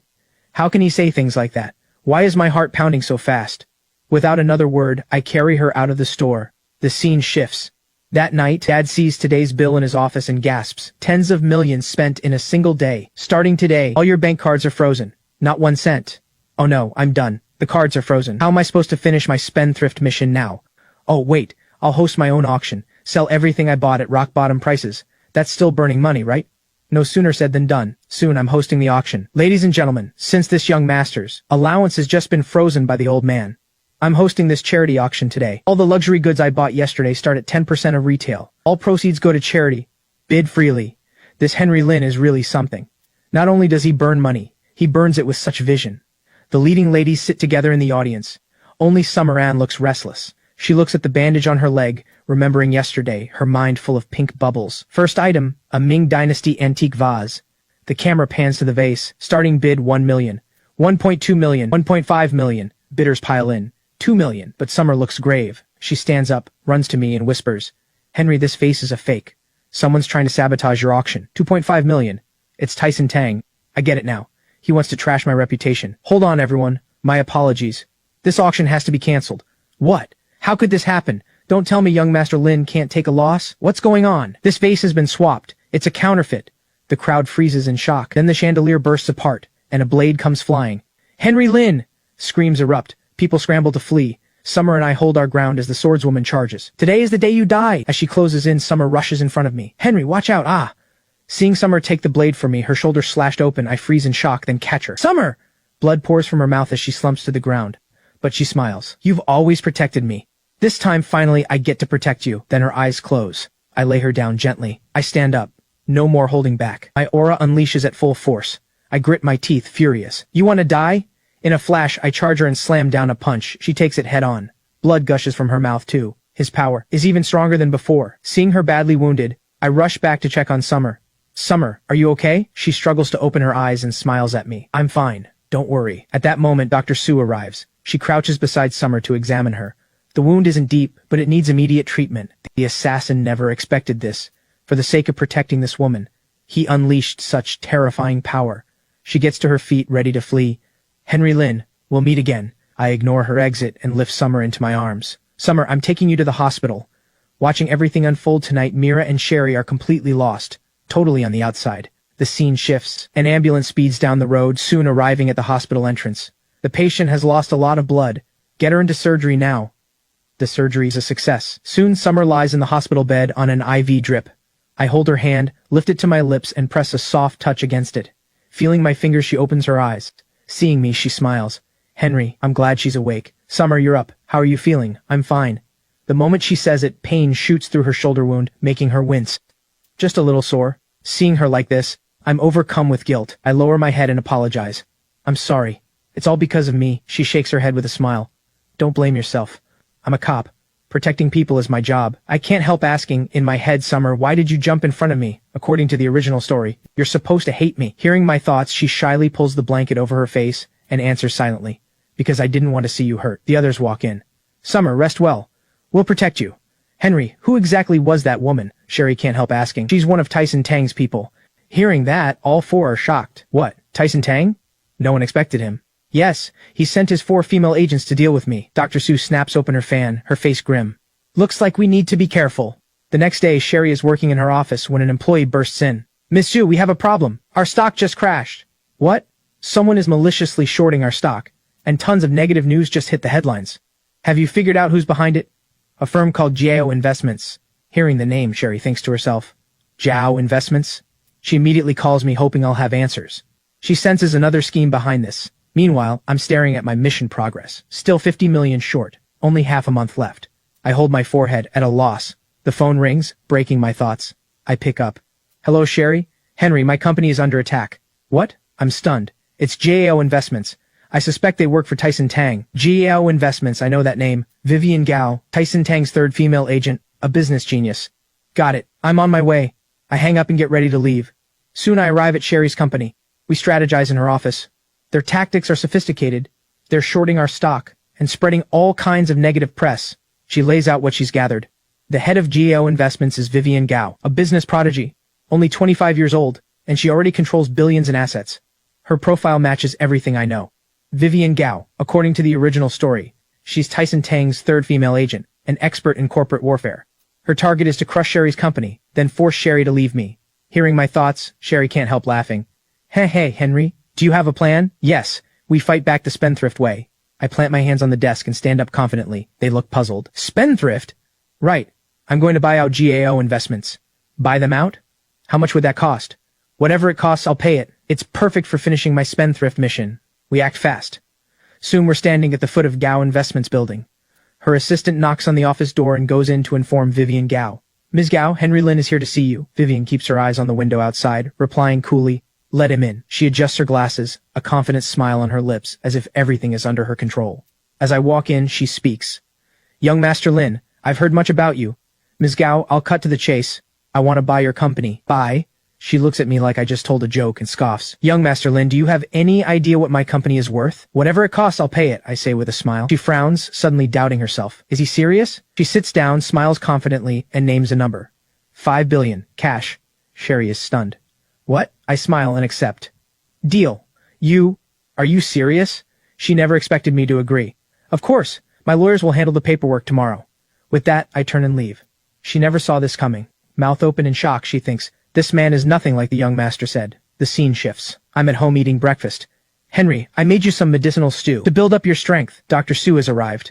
I groan inwardly. Oh no, Dr. Sue's medicinal stew tastes absolutely cursed. Hearing my thoughts, she says pointedly, "What? You don't want it?" No.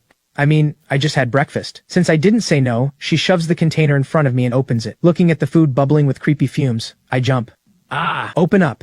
She forces it on me. I don't dare refuse, so I swallow it. Oh god, this tastes like a biological weapon. Is it good? Delicious, Dr. Sue. I fake my way through it, then immediately turn my head. Before I can finish, I collapse. Ah! Henry! The leading ladies rush over, wondering what just happened. Dr. Sue, Sherry is the first to ask. How is he? Dr. Sue's expression turns grim. He's been poisoned. Everyone jumps in shock. Poisoned? Dr. Sue continues, and it's a deadly one. If we don't treat it in time, his life is in danger.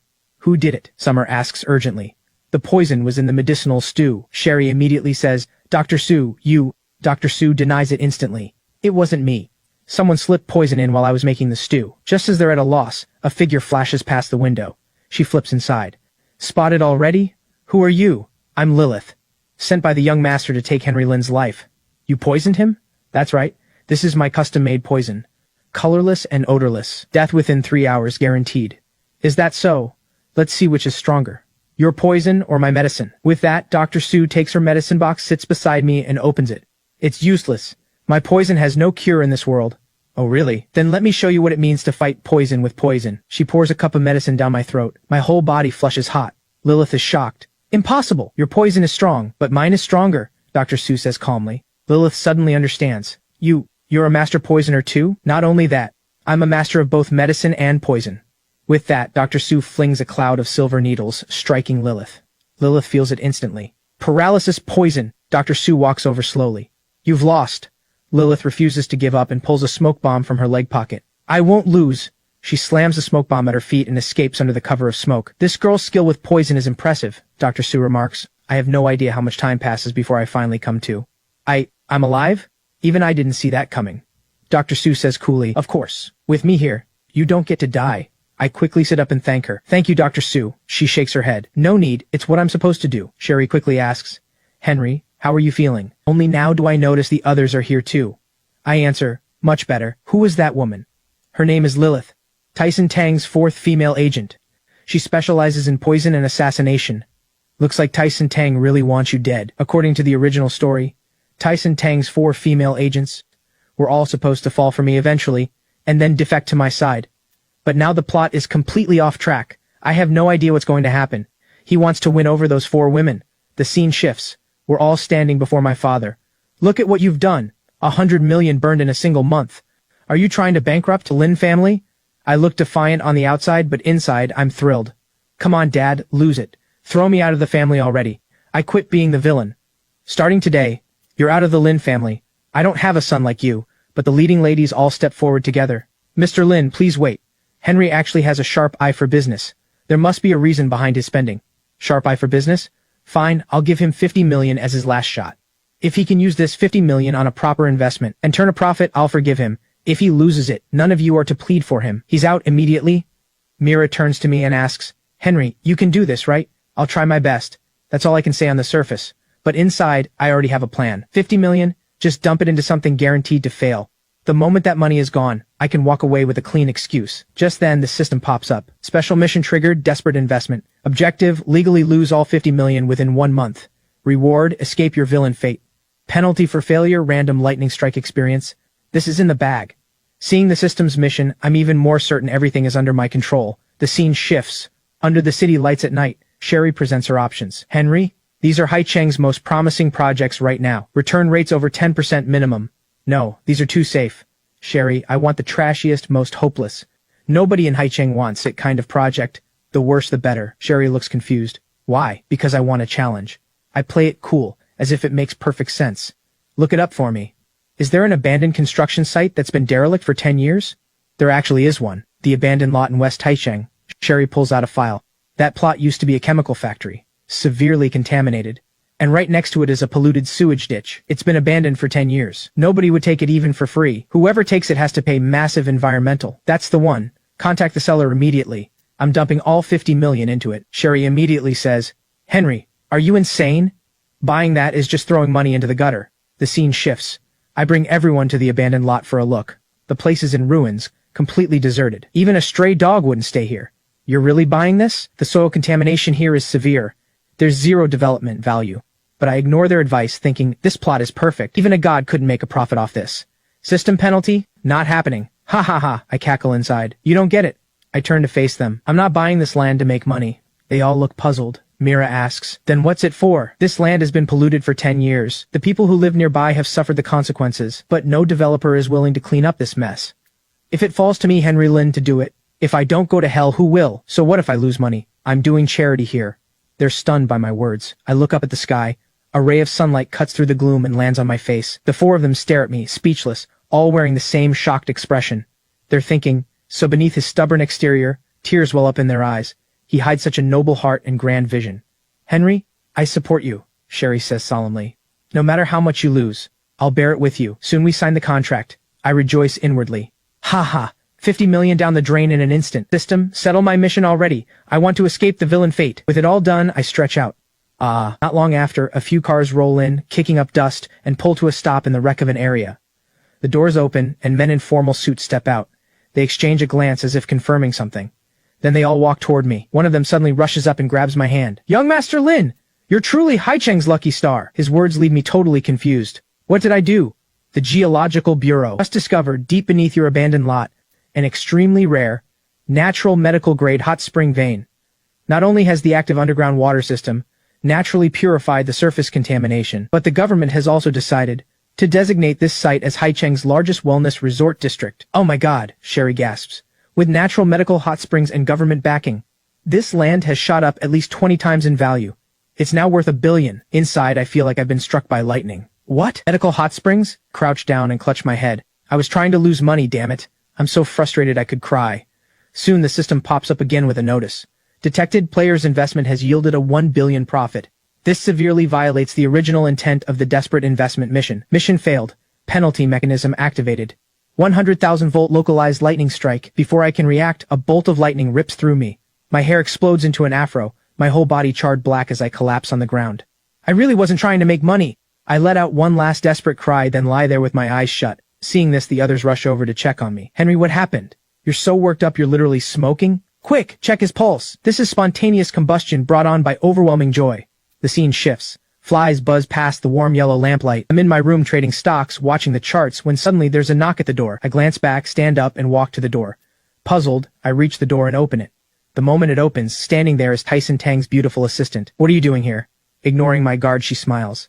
I'm here to defect. Defect? Obviously, I don't believe a word. But she steps inside and shuts the door behind her. Not knowing what she might do, I swallow nervously.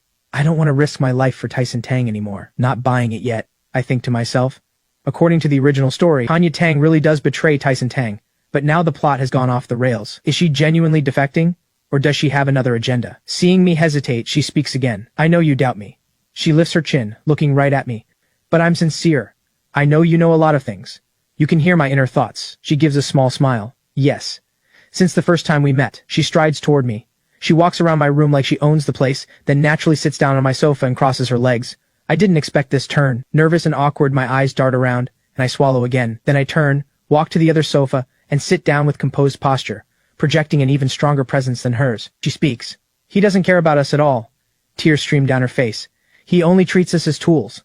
I ask, so what do you want? She answers quickly. I want to follow you. I didn't expect that. Follow me? Isn't that exactly the original storyline? And now, suddenly the door is kicked open, breaking my train of thought. It's the four leading ladies. Without a word, they march straight in. They stand in the center of the room, blocking between us. Mira asks me directly, Henry, who is she? I don't know how to explain. I hesitate. She stands up and introduces herself. I'm Tanya Tang, young Master Lin's new woman. I didn't expect her to say that. Mira is furious. I quickly stand up, trying to explain. No, listen to me. There's too much to explain. The conversation that follows is fast-forwarded. More and more flies fill the room. So you're here to defect? Mira asks. Tanya answers right away. Yes, that's right. Sherry doesn't soften. Why should we trust you? She doesn't answer. Instead, she walks toward me. I can give you intel. This is Tyson Tang's plan. He's preparing to move on the Lin family. I take the file from her hand and skim it. He wants to swallow the Lin family's holdings. Tanya nods. Exactly. And he's already bought off several Lin family executives. I didn't expect her to deliver such critical intel. I'm stunned. Mira asks me, Henry, what's your plan? I lower my head, rubbing my forehead. I'm going back to the Lin family. I lift my head, eyes sharp and steady. I'm going to stop Tyson Tang's plot. I lead them straight into our family company's boardroom. I tell my father, Dad, stop the meeting. Dad looks confused. Henry, what are you doing here? I step forward and tell him, these directors are Tyson Tang's men. Seeing this, the others immediately lower their heads, whispering to each other. Young Master Lin, what nonsense are you spouting? Here's the evidence. I pull out the investigation report. You took Tyson Tang's money. You were planning to force my dad to step down at today's meeting. Taking the file and reading it, Dad's face darkens. How dare you? The traitors sense the danger and try to bolt. But the moment they reach the door, the bodyguards block them. You think it's that easy to leave? Mira looks down on them. Henry, Dad, I know I've done a lot wrong in the past, but I genuinely want to protect the Lin family. Good, that's my son. Dad praises me. With the plot crushed, I finally let out a long breath. Meanwhile, on the other side, they're holding their own meeting in a conference room. Mr. Cheng has fully recovered. He steps up to report to Tyson Tang. Young Master, every force around Haicheng we could mobilize is now in place. The Black Dragon Society, the Green Bamboo Gang, and 3 branches of ancient martial arts clans, all willing to follow. Good. Starting today, we go to war with the Lin family. Yes, sir. Henry Lin this time. I'm going to wipe the Lin family off the map in Haicheng. Henry, starting today, the head of the Lin family is yours. Dad, I've already received word. Tyson Tang has rallied every force around Haicheng. He's coming to wipe out the Lin family. At a time like this, we need the younger generation to step up, but now I really have to carry the entire family? Henry, I know you've been playing the fool all these years, but this time, the Lin family needs you. Dad, don't worry. I won't let the Lin family fall. Dad, I'll need the family's full support. For that boy from the Lin family? Facing her father's question, Mira nods. Mira, are you absolutely sure? I'm completely sure. Henry isn't what people say he is. He's worth it. All right then. Mr. Hai smiles warmly. The Hai family's resources are yours to use. Summer also goes to her father for help. Dad, I need to mobilize all of the N family's connections in the police force. Chief Ann looks confused. For the Lin family? Didn't you always hate that brat? That was before. He's different now. Her face flushes red. All right, my daughter's finally come around. Chief Ann doesn't press further. The Ann family's contacts are yours. Director Wang, I need a line of credit for capital turnover. Collateral? The name Sherry Shu. Is that enough? Mr. Lee, that project you wanted to partner on? I agree, on one condition. Trace a few money flows for me. Miss Sue, finance says you've tapped into the company's reserve funds. I'll cover it out of my own pocket. Now patch me through. To the legal department. The scene shifts to Sue's clinic, where the 4 converge. Looks like we're all on the same page, all worried about that fool. He's carrying the Lin family on his back. We can't just sit around. Intel, capital, connections, medical. The 4 of us cover everything. Dr. Sue picks up a list. This is my custom wound healing salve formula. It stops bleeding and accelerates healing. I've contacted every herbal supplier in Haicheng. 10,000 doses ready in 3 days. Then let's help him win this fight together. Night falls before I know it. I think to myself, in the original story, the Lin family should be in chaos by now, but now everyone's helping me. Hearing a knock at the door, I call out, "Come in." The person walking in turns out to be Tanya. She enters and shuts the door behind her. "What are you doing here?" I stand up, puzzled. "I came to tell you something," she says, leaning in close. Tyson Tang's fatal weakness. I didn't expect her to go this far. Every time his technique completes 1 full cycle, there's a 5-second window of true chi reversal. In those 5 seconds, his power drops by 30%. The original story never mentioned this. Could it be because the plot has shifted? So Tyson Tang's weakness is now exposed? Believe me or not, I just don't want you to die. With that, she leaves.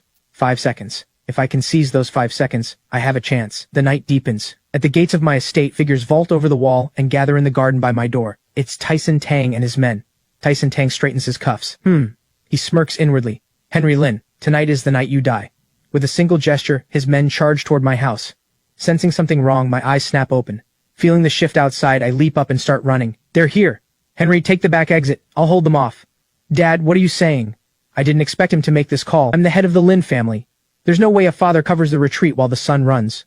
By now, the front door has been smashed open. Tyson Tang walks in with his men. No one's leaving tonight, father or son. Tyson Tang, your target is me. Let my dad go. Relax. I'll deal with the 2 of you one by one. I take his palm strike head on, and inwardly I marvel. So strong. So this is the Chosen One's true power. Oh? You took my strike and stayed standing? Looks like I underestimated you, Henry. System, deploy level up trial card. Player's current power level. Mystic Gate, peak level. Interesting. You can boost your power on the spot. His attack is still blocked. Impossible. Mystic Gate peak level still isn't enough against you. What level is he actually at? Henry Lin, you really do surprise me, but that's all you've got. True Chi gathers in his palm, and at that moment, a red sports car crashes through the wall and skids to a stop right in front of Tyson Tang, cutting him off. Henry, Get in. Seeing Mira come to my rescue, I quickly jump up and dive into the car. Seeing me bolt, Tyson Tang lunges with a palm strike, but it lands on the car window, sending cracked spider webbing across the glass. Trying to run? Not so easy. We tear out into the open, countless cars chasing behind us. Mira drives with absolute focus. I'm still in shock from what just happened. She literally rammed a car through a wall to save me. Does this woman have a death wish? Quiet. Save your strength. Her elite driving skills shake the pursuers fast. She takes me to Dr. Su for treatment. How is he? 3 broken ribs, serious internal injuries. But he'll live. Mira, how did you know they were going to attack? I didn't. But I couldn't sleep. I was driving around the Lin estate, and I happened to see them strike. Next time, don't be so reckless. I didn't want to be reckless. But that bastard, sir, master, a blood-soaked servant stumbles in. Tyson Tang sent a message. In 3 days, at the peak of Haicheng, he wants a fight to the death. If you don't show, he'll massacre the entire Lin family. Fine, I clench my fist. I accept. Henry, are you insane? You're in this condition. I raise my hand to stop them. This time, I'm not running. None of them know how to respond. Their faces all turn grave. Then we'll fight this battle with you. Their eyes and voices are resolute. Meanwhile, on the other side, Tyson Tang's agents are preparing as well. The air is suffocatingly tense. No one speaks for a long while. What do you all think of the young master's move today? Reckless. More than reckless. He brought all those men to raid the Lin estate. And what happened? Henry Lin still got away. There's more. Did you notice? The way the young master looked at us today, it was like we were tools. Disposable, once we'd served our purpose. What are you getting at? She stands up. We've followed the young master for 3 years. 3 years risking our lives for him. And what has he given us? Not even one honest word. Just say what you mean. I'm starting to think we backed the wrong man. Just then the door swings open and Tanya walks in. The others reach for their weapons. Easy, it's me. Tanya smiles as she enters, closing the door behind her. What are you doing here? I came to have an honest talk. And how much is your honesty worth? They reply with disdain. Do you know? The young master has never seen us as human beings. I've recently looked into some things. How did your master really die 3 years ago? What do you mean? Your master opposed the young master's takeover of your clan, and then he accidentally died. Did you really think it was an accident? Hearing this, she grips her sword tightly. And your clan's sacred treasure, the Shadow Blade. The young master said he'd safeguard it for you. Have you laid eyes on it since? Go on. You're the sharpest of all. You must have figured it out by now. All that money you earned for the young master. Did any of it actually land in the Jiao family's accounts? What do you want us to do? At the showdown 3 days from now. Switch sides on the battlefield. You're asking us to betray the young master? She stands up and continues. Not betrayal. Cutting our losses. She looks at the others, her voice heavy. Think about it. What do you gain if the young master wins? Stay as tools? Keep getting used by him? But what if Henry Lin wins? Henry Lin, that playboy. You're underestimating him.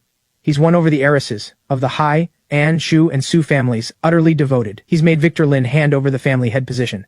He took a full palm strike from the young master and didn't go down. Do you really still think he's worthless? Are you saying he's worth following more than the young master? I'm not asking you to follow him. I'm just saying in 3 days, we can choose to stand on the winning side. So, want to roll the dice with me? Though reluctant, they don't seem to have any better option. They place their hands together, making the decision as one. Then let's roll the dice. The scene shifts. I'm lying on my bed when the final battle mission is issued. Defeat Tyson Tang. Seeing the system's new mission, I shoot upright in shock. Reward for success, return to the real world, and keep all wealth gained through your spendthrift mission. Return to reality, keep the wealth. In other words, as long as I beat Tyson Tang, I can take all this money back to my original world. I lie back down. I don't feel much joy. If anything, I look troubled. But if I go back, what about them? Their faces flash through my mind one by one. Mira, Summer, Sherry, Dr. Su. What about them? Forget it. Win first, deal with that later. I clench my fist and tell myself, only by winning do I get a choice. The numbers on the system panel keep flickering. Then a voice rings out. Data analysis complete. Loading the latest updates from the safe house. I stare at the data on the panel, my face turning grim. I rub my hands together gleefully. Still so much money left. A wicked grin spreads across my face. I have to blow it all before the final battle. System, I want to renovate the battlefield at the peak of Haicheng, turn it into my home turf. The moment I finish speaking, a new message pops up. Battlefield renovation requires 50 million in funds. Confirm? I'm thrilled. Confirm. Confirmed. Please select a renovation plan, player. Dig me a trap right here. Make it deep. Then I point at another spot. Install some steel pipes here. They can serve as cover at critical moments. Here, and here too. I can't suppress the smirk tugging at my lips as I keep transforming the battlefield into my territory. After all the preparations, my face is full of an evil grin. Tyson Tang, you love a good fight, don't you? Then I'll give you all the fight you can handle. The scene shifts. Dr. Su is processing herbs in her clinic, preparing for the upcoming final battle, stockpiling enough backup medical supplies. Just then, Summer bursts in looking for her. The pungent smell of herbs hits her, and she can't help pinching her nose. Su, What is this? Pill brewing, Dr. Sue replies, turning her head with a smile. She goes back to processing the herbs, while Summer is startled by her words. You can brew pills too? Summer stares at her in disbelief. Dr. Sue turns again and smiles. Master of both medicine and poison. Pill brewing is just the basics. Her hands never stop. She adds more herbs into the cauldron, moving to the next step before speaking again. This is the reversal pill. Her eyes turn serious as she looks up. Once consumed, it makes your power skyrocket in a short time, by a full realm. She adds another vial of medicine into the cauldron. Summer watches her work, gasping at what she just heard. Whoa. Then Henry would. But there's a side effect, Dr. Sue continues. Summer takes a step back, alarmed. After it wears off, he'll be weak for 3 days, she says, stirring the herbs. And if his body can't handle it, her face turns grim. His meridians could be completely severed. Then why are you still brewing it? Summer cries out, agitated. Because this is his only hope of winning. Without paying Summer any more attention, Dr. Sue stirs the herbs and turns away. The scene shifts. Summer arrives at the police archive room. An officer is already waiting and quickly stands up when she enters. He hands her a file. Officer Ann, the files you requested. Summer takes the file, quickly flips through a few pages, scans them, then closes it and tucks it away. This evidence is enough to lock him up for life, she says venomously. She packs the files carefully, her face stern. Thinking of the mastermind behind it all, she can't muster a kind expression. She says coldly. After the battle, she straightens up, head high, her face grave. Is your judgment day. She will make Tyson Tang pay for everything he's done. The scene shifts to outside Sherry Shu's company. Tyson Tang's funds flow through 3 main channels: overseas accounts, underground money houses, and several shell companies. I've already had people watching these accounts. The second he moves a cent, we freeze it instantly. I'm hacking into his backup funding chain right now. Got it. Found it. He has hidden funds in a Swiss bank. Mirahai leans in to take a closer look. Can you freeze all of it? Sherry smiles. More than just freeze it. I can transfer every cent to your name. The plan is going so smoothly that they can't help but stand up and high-five in celebration. Perfect. Perfect. The scene shifts. They've all come to my place. Dr. Sue hands me a bowl of medicine. Henry, drink this. I have no idea what it is, but I take the bowl. Sherry and Mira are still working on their laptops. I raise the bowl and sniff the brew. What is this? It's the catalyst for the reversal pill, Dr. Sue replies. It'll prep your meridians first. I'd never doubt Sue. Without hesitation, I down it in one gulp. So hot. But I do feel a lot better. I lift my head, a little stunned by the effect. Here's the evidence on Tyson Tang's crimes. Summer walks over with the file. After the battle, I'll arrest him personally. Her tone is firm. I flip through the evidence. This many charges? Enough to send him to the chair 10 times over. And it's not just his money. Everything he owns is yours now. What do you mean? Mira looks at me with a smile. It means after the final battle, Tyson Tang will be a penniless beggar. They're all risking their lives for me. Good. Then the day after tomorrow, we'll make sure he doesn't come back alive. Meanwhile, Tyson Tang sits in meditation inside his warehouse, training for the upcoming battle. Suddenly, Mr. Cheng rushes in, gasping for breath. Young master! Disaster! All our financial accounts have been frozen! What? And the funds in the Swiss bank have vanished into thin air! Mr. Cheng adds, head bowed. Tyson shoots to his feet, furious. Henry Lin! It must be Henry Lin! He snarls viciously. It doesn't matter. The day after tomorrow, I kill him. And Hai Cheng is mine. He turns his head and sneers coldly. Whatever money I lose, I'll get it all back. Henry Lin, the day after tomorrow, you die. Thinking of how Henry has wrecked his every plan, he hisses out his vow, eyes hard as steel.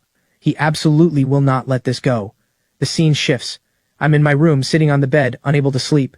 Staring at the bead in my hand, I can't help thinking, Tyson Tang. Scenes from the original story, me being defeated by Tyson Tang again and again, flash through my mind. Can I really win? Just as self-doubt creeps in, Mira pushes the door open. Her eyes lock onto mine. She walks up to me with steady steps and stops right in front of me. I look up. Mira, it's late. She suddenly throws herself into my arms, holding me as she cries. Henry Lin, you listen to me. If you die tomorrow, I won't live without you. She really means it. I murmur to myself as I reach out and hold her back. Mira, I promise you, I whisper into her ear. I will come back alive. I pat her back gently to comfort her. She looks at me through her tears. You said it. If you lie to me, I'll never forgive you. Then she leans down and kisses me. When the kiss ends, she stands up, says goodbye, and slowly walks away. She steps out the door. She can't stop crying. She wipes her tears with her hand but doesn't stop, doesn't look back. She just leaves, pulling the door shut behind her. I rub my forehead and sigh. Then there's another knock at the door. I call out, "Come in." The door opens again. Summer steps in. I've finished organizing the evidence on Tyson Tang. After tomorrow's battle, I'll arrest him myself. Thank you for all your hard work. Summer lowers her head and speaks slowly. I've been a cop for years. I've seen plenty of life and death. She looks back up at me. But tomorrow, I'm scared. Her words leave me at a loss. She gathers her courage. I'm scared of losing you, so you have to win. You hear me?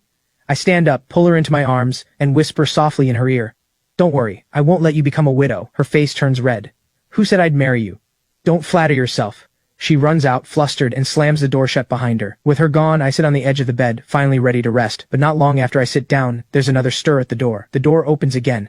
This time it's Sherry, walking in with a smile and 2 glasses of red wine. Mind having a drink with me? I don't answer for a moment. I just smile, then take one of the glasses. The first time I met you was at the karaoke club. You saved me, and then yelled at me afterward. I scratch my head awkwardly. Yeah, I came down a little hard on you back then. She doesn't mind at all. She just smiles. No, thank you. You're the one who showed me that I don't have to carry everything alone. She hands me the glass. Henry, you know what? You're the most special person I've ever met. She tilts her head and smiles. You're a spoiled rich kid, but kinder than anyone. She looks at me gently. You could have run, but you chose to stay. She's making me a little embarrassed. I'm not that great, so you have to come back. She leans her head on my shoulder. My company is still waiting for you to burn through its budget. Then you'd better work hard to earn it. I smile and rest my hand on her shoulder. My spending skills are legendary. What's legendary? I'm legendary. I look at her, mumbling on purpose. Want to find out? Stop that. She turns away shyly to dodge me. Then she walks to the door, opens it, steps out without looking back, and closes it behind her. I scratch my head. Before I can lie down, the door opens again and a voice comes through. Drink this. It'll give you full stamina tomorrow. It's Dr. Sue, smiling at me. I smile, take the medicine, and start drinking. She sits down beside me. You know what? The first time I met you was when you grabbed my chest. I scramble to explain, awkward. That was an accident. She sees my reaction and smiles again. I know, but that's also when I started getting curious about you. She speaks while gently touching my face. I figured out you act careless on the outside, but on the inside you're softer than anyone. You'd risk your life for a stranger. You'd stand up for what's right. She gets up to leave, speaking as she walks. Tomorrow I'll have everything ready, waiting for you to come back. At the door she turns to look at me. If you're wounded, I'll heal you. If you're tired, I'll keep you company. And if you win, she pauses shyly before continuing, I'll give you a special reward. Her cheeks turn pink. She leaves my room, gently closing the door behind her. I'm relieved. Finally I can lie down. A reward. I lie there, happily replaying all their words of encouragement. Then suddenly my expression darkens. The first 8 cycles I kept running. As I think this, the faces of the people standing with me flash through my mind. I couldn't escape Tyson Tang. I couldn't escape fate. The future feels like a complete unknown. I lie there, lost. But this time, they're with me. I clench the bead in my hand, furrow my brow, look up, and my mind is made up. I can't run anymore. Sleep is out of the question. I climb out of bed, walk to the window, push it open, and look up at the bright night sky. Tyson Tang. Tomorrow, only one of us walks out alive. My eyes turn sharp, but I will come back alive. I stand by the window for a long time, gazing at the moon. The scene shifts. The next day arrives. We all gather as promised at the sky-piercing peak of Haicheng. We're fully armed, on high alert, ready for what's coming. At this towering peak among the clouds, every one of us wears a grim expression. The duel ahead will be brutal. Even with all our preparation, we can't afford to let our guard down. My dad takes a blade from his assistant and turns to me. Henry, today your old man fights right beside you. As he speaks, Tyson Tang arrives with his crew. The two sides face off, the tension razor sharp. He looks at me with a wicked grin. Henry Lin, this is the best you can do? A final battle. And you still hide behind women? Tyson Tang, open your eyes wide and look. Look at who stands behind me. People willing to die for me. And behind you? Just tools you bought with money. I point past him. Wanna bet? The moment things go south, they'll bolt faster than rabbits. Insolent fool. My words push him over the edge. He charges at me. I swallow the pill Sue made for me. Pill, I think to myself. I trust you. As the pill goes down, my aura erupts like flame. My eyes glow crimson. The system pops up an alert. Player has consumed the reversal pill. Power temporarily boosted to Earthgate initial level. Duration, 10 minutes. Rah! I roar. Then my surging fists clash with Tyson's. The collision sends rocks flying everywhere. Everyone steps back. Tyson looks stunned. Earthgate? The turn of events catches him off guard. His face hardens. Impossible! I don't give him a moment to breathe. I strike fast, and he can only keep blocking. With each charged punch, the ground splits open. The terrain around us cracks into ravines. The intensity stuns everyone watching. Mira presses her hands together at her chest, silently praying for me. He's actually holding his own. Dr. Sue's expression isn't great either. The reversal pill only lasts 10 minutes. He has to end this fast. Soon Tyson starts to tire. He fails to dodge one of my punches. It slams into his chest, and blood sprays from his mouth. Good, very good. He wipes the blood from his lip and snarls. Henry Lin, you're worth my full power. Steadying himself, he prepares his next wave of attack. Demon disintegration art. His aura turns pitch black. A bad feeling hits me. Young master, no, that will damage your foundation. But he ignores Mr. Cheng's plea. Black chi pours out of him. Here it comes. In the original story, this move was an instant kill, a clean sweep, but I don't back down. Bring it on! Today I'll see this through to the end. Another devastating clash. The terrain shatters even further. Falling rocks tumble into pitch-black, bottomless cracks. But the fight isn't over. Yeah, ha ha. Henry Lin. Tyson Tang glares at me. You think Earthgate initial level is enough to beat me? His eyes blaze red, killing intent pouring off him. With the demon disintegration art. I'm at Earthgate peak level now. This strike sends you to hell. I sense the danger and quickly scan the surroundings for a new plan. The reversal pill only has 3 minutes left. I need to win in 3 minutes. I have to use the terrain to slow him down. Tyson raises his hand. A solid mass of black killing intent rockets toward me. I throw myself into a backflip to dodge, but it keeps coming. I sprint behind a rock formation for cover. The black cheese smashes a massive crater into the rock. Having regained the upper hand, Tyson feels victory is within reach. Hiding like a rat. Pathetic. He launches another attack at me. I dodge frantically, running and weaving, then leap right in front of him. Slipping past his attack, I lunge at him, palm glowing with a white beam of energy. But he dodges and catches my hand. The sneak attack fails. The recoil flings me back and I crash hard against the ground. Badly wounded, I lie on the ground. Tyson Tang slowly walks toward me. Run. What, can't run anymore? He sneers wickedly. This is bad. The reversal pill is about to wear off. Goodbye, Henry Lin. I think it's all over. When suddenly, everything changes. Tyson Tang's 4 female agents charge in one after another, launching a brutal assault on him. Caught completely off guard at first, Tyson quickly breaks free of their encirclement. With one sweep of his arm, his aura blasts all 4 of them back. Tanya, Vivian, Bianca, Lilith. Have you lost your minds? You dare betray me? Tanya speaks coldly. Betray you, young master. You've never treated us as human. How can it be called betrayal? Vivian adjusts her glasses and picks up the thread. For 3 years, we've risked our lives for you. Have you ever given us one honest word? How did my master die? You know exactly. My clan's sacred treasure, the Shadow Blade. Where have you hidden it? The sudden betrayal scrambles Tyson's thoughts. He grits his teeth at a loss. The 4 of them stand guard in front of me. Then Tanya turns and points at me. He's different, she says. He may have been born a spoiled rich kid, but he'll risk his life for strangers. He'll stand up for what's right.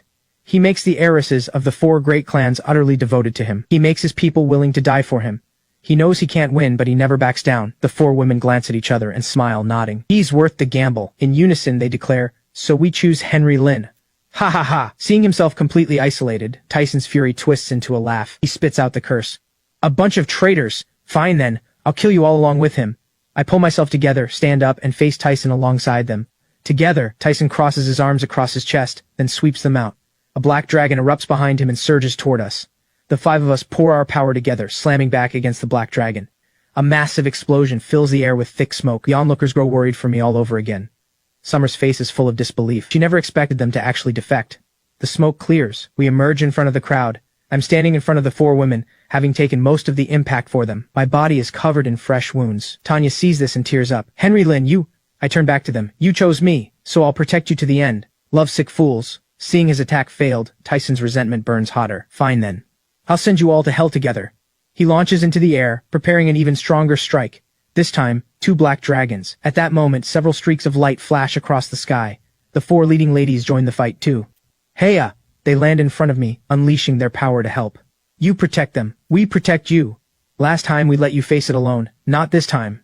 Excellent. Today, I'll wipe you all out in one strike. Facing the black dragons, they charge forward bravely. Heya! They surround Tyson Tang, attacking from all sides, but he refuses to give ground. Yaha! Yeah! Tyson hasn't completed 1 full cycle yet.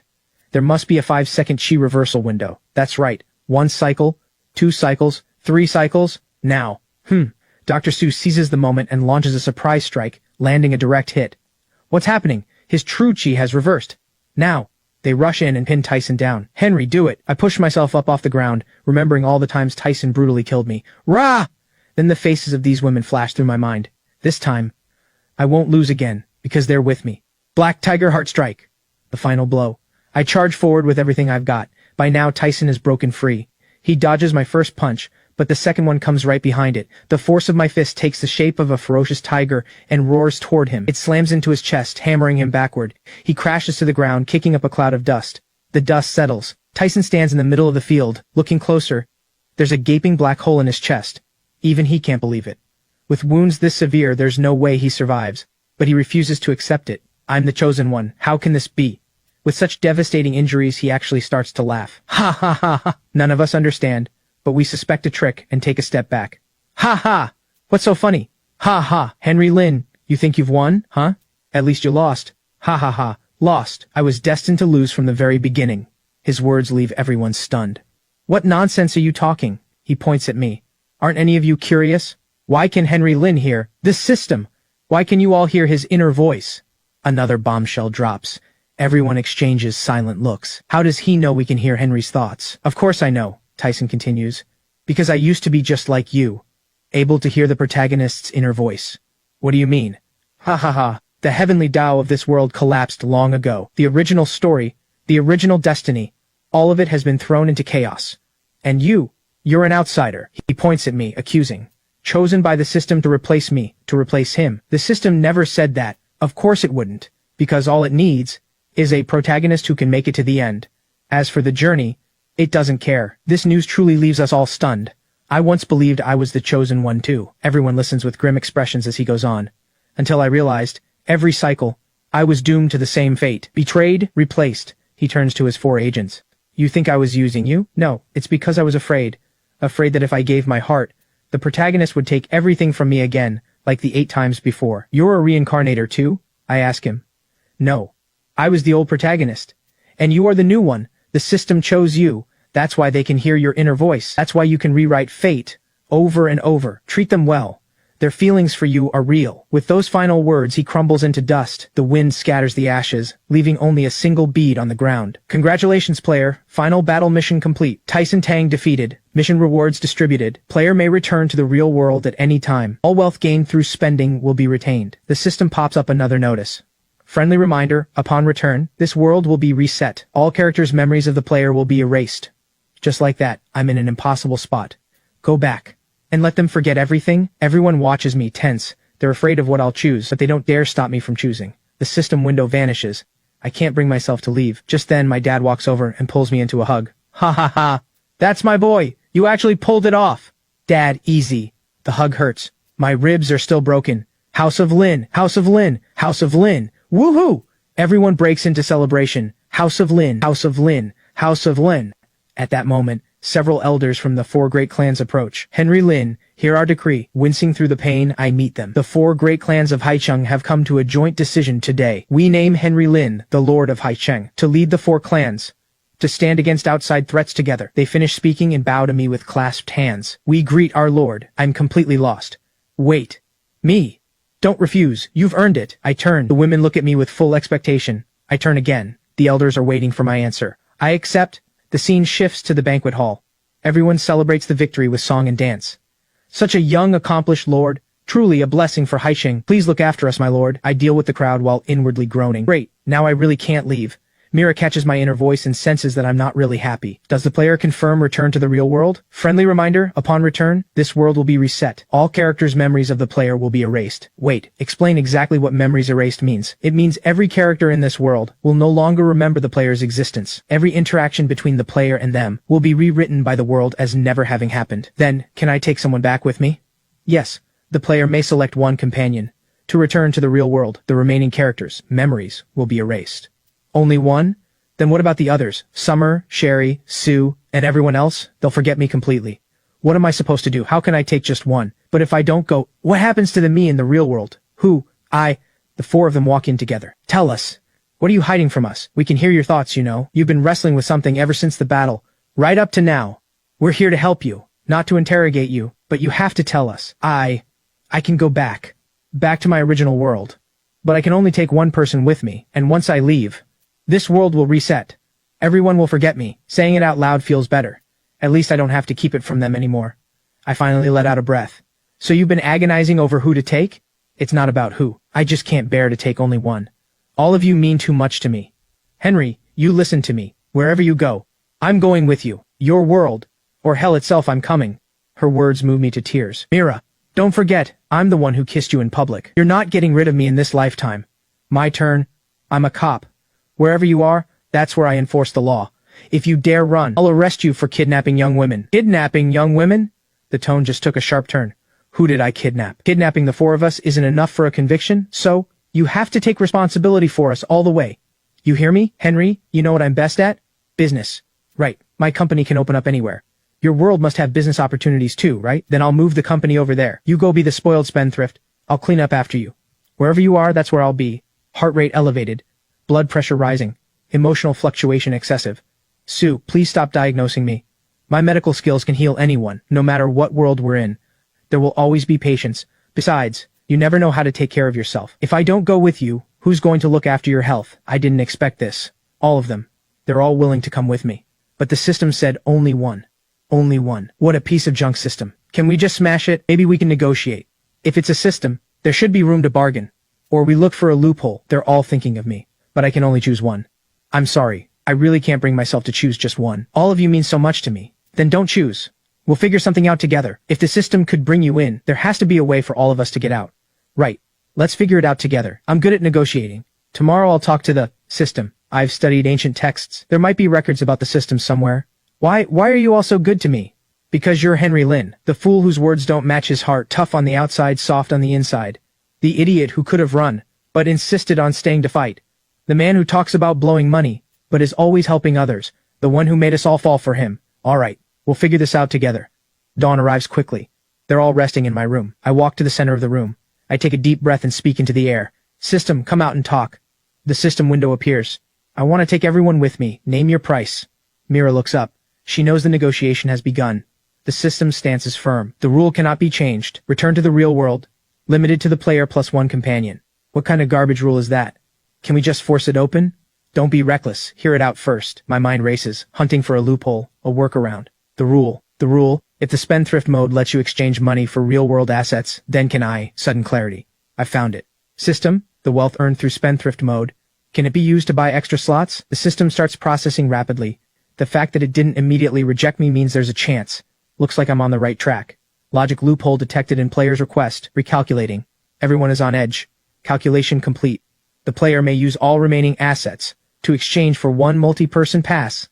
Deal. They look confused as they hear me cheer in excitement. Please listen to the terms carefully. Once the multi-person pass is exchanged, the player will lose all wealth gained through spending. Upon return to the real world, you start from zero. I wasn't expecting that. My eyes widen, but Mira's reaction is even stronger than mine. Start from zero? How will you survive in the real world? From zero. From zero. I've got 2 hands and 2 feet. I'm not gonna starve. Summer doesn't like it either. But what? I don't see any problem at all. You're willing to come with me. I'm not gonna make you suffer alongside me. No more hesitation. I quickly realize what the right choice is. System, I accept. Please hear the final condition. Before exchanging for the multi-person pass, the player must complete one last challenge. Burn through your entire fortune. Not a single cent left. Burning through money? That's my specialty. The system window closes. We leave my room, ready to take on this final mission. Dad is downstairs in the living room reading the paper. We all walk up and stop in front of him. Seeing this, he thinks something's gone wrong. His face changes. What is it? What happened now? None of us speaks. I walk up to him and bow deeply. Dad, I'm sorry. I'm about to blow through every cent you ever gave me. Huh? Dad has no clue what's going on. His face is full of confusion. I just give him a smile. Don't ask why. If you must know, it's strategic squandering. He throws the newspaper down and stands up, fuming. Useless brat. The women are completely confused by my behavior. Huh? They're totally lost. Mira is the first to speak up. What's gotten into you? Hey. I just grin like an idiot. Today is a beautiful day. A beautiful day for squandering. Let's go. I'll show you what real spending looks like. The scene shifts. We're at a negotiation table. Mr. Lin, could you repeat that? I said I want to buy the entire city of Haicheng. Cough. You're serious? I pull a check from my pocket and toss it on the table. 3 billion. Enough? Enough. More than enough. Once I get a clear answer, I stand up and put my hand on his shoulder. Great. Once it's mine, transfer the ownership to these 4. They weren't expecting to be part of this. All 4 of them are stunned. The ownership transfer is wrapped up quickly. So, we're the rulers of Haicheng now? Not quite. 4 CO rulers. This kind of squandering is unheard of. This idiot just handed us a whole city. Ah, Mr. Lin, your visit honors my humble place. What a tremendous honor. Cut the talk, I want to make a donation. And how much were you planning to donate, Mr. Lin? All of it. Around 2 billion total, I think. What? The man drops to his knees on the spot. T2 billion? I walk over and help him up. Don't get worked up. It's pocket change. The reporters in the room snap photos and start filing their stories. Back home, the 4 of them come up to me. How much did you just donate? Didn't count. Around 2 billion.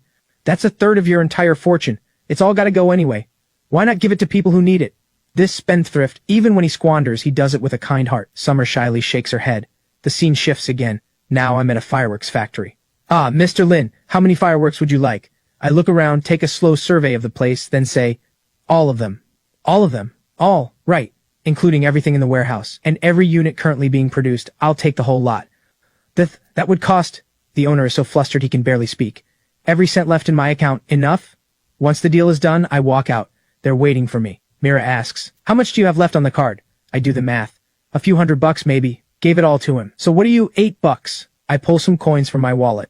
Enough for 4 bottles of water. Even Dr. Su laughs. You really took squandering to the extreme. We return to the peak of Haicheng, but this time, only to enjoy the night view of the city. Come, sit. We all sit on the ground, huddled close, watching Haicheng under the night sky from up high. Mira can't help asking, where are the fireworks? I check my watch and calculate. Soon, and just like that, the fireworks I bought start to ignite.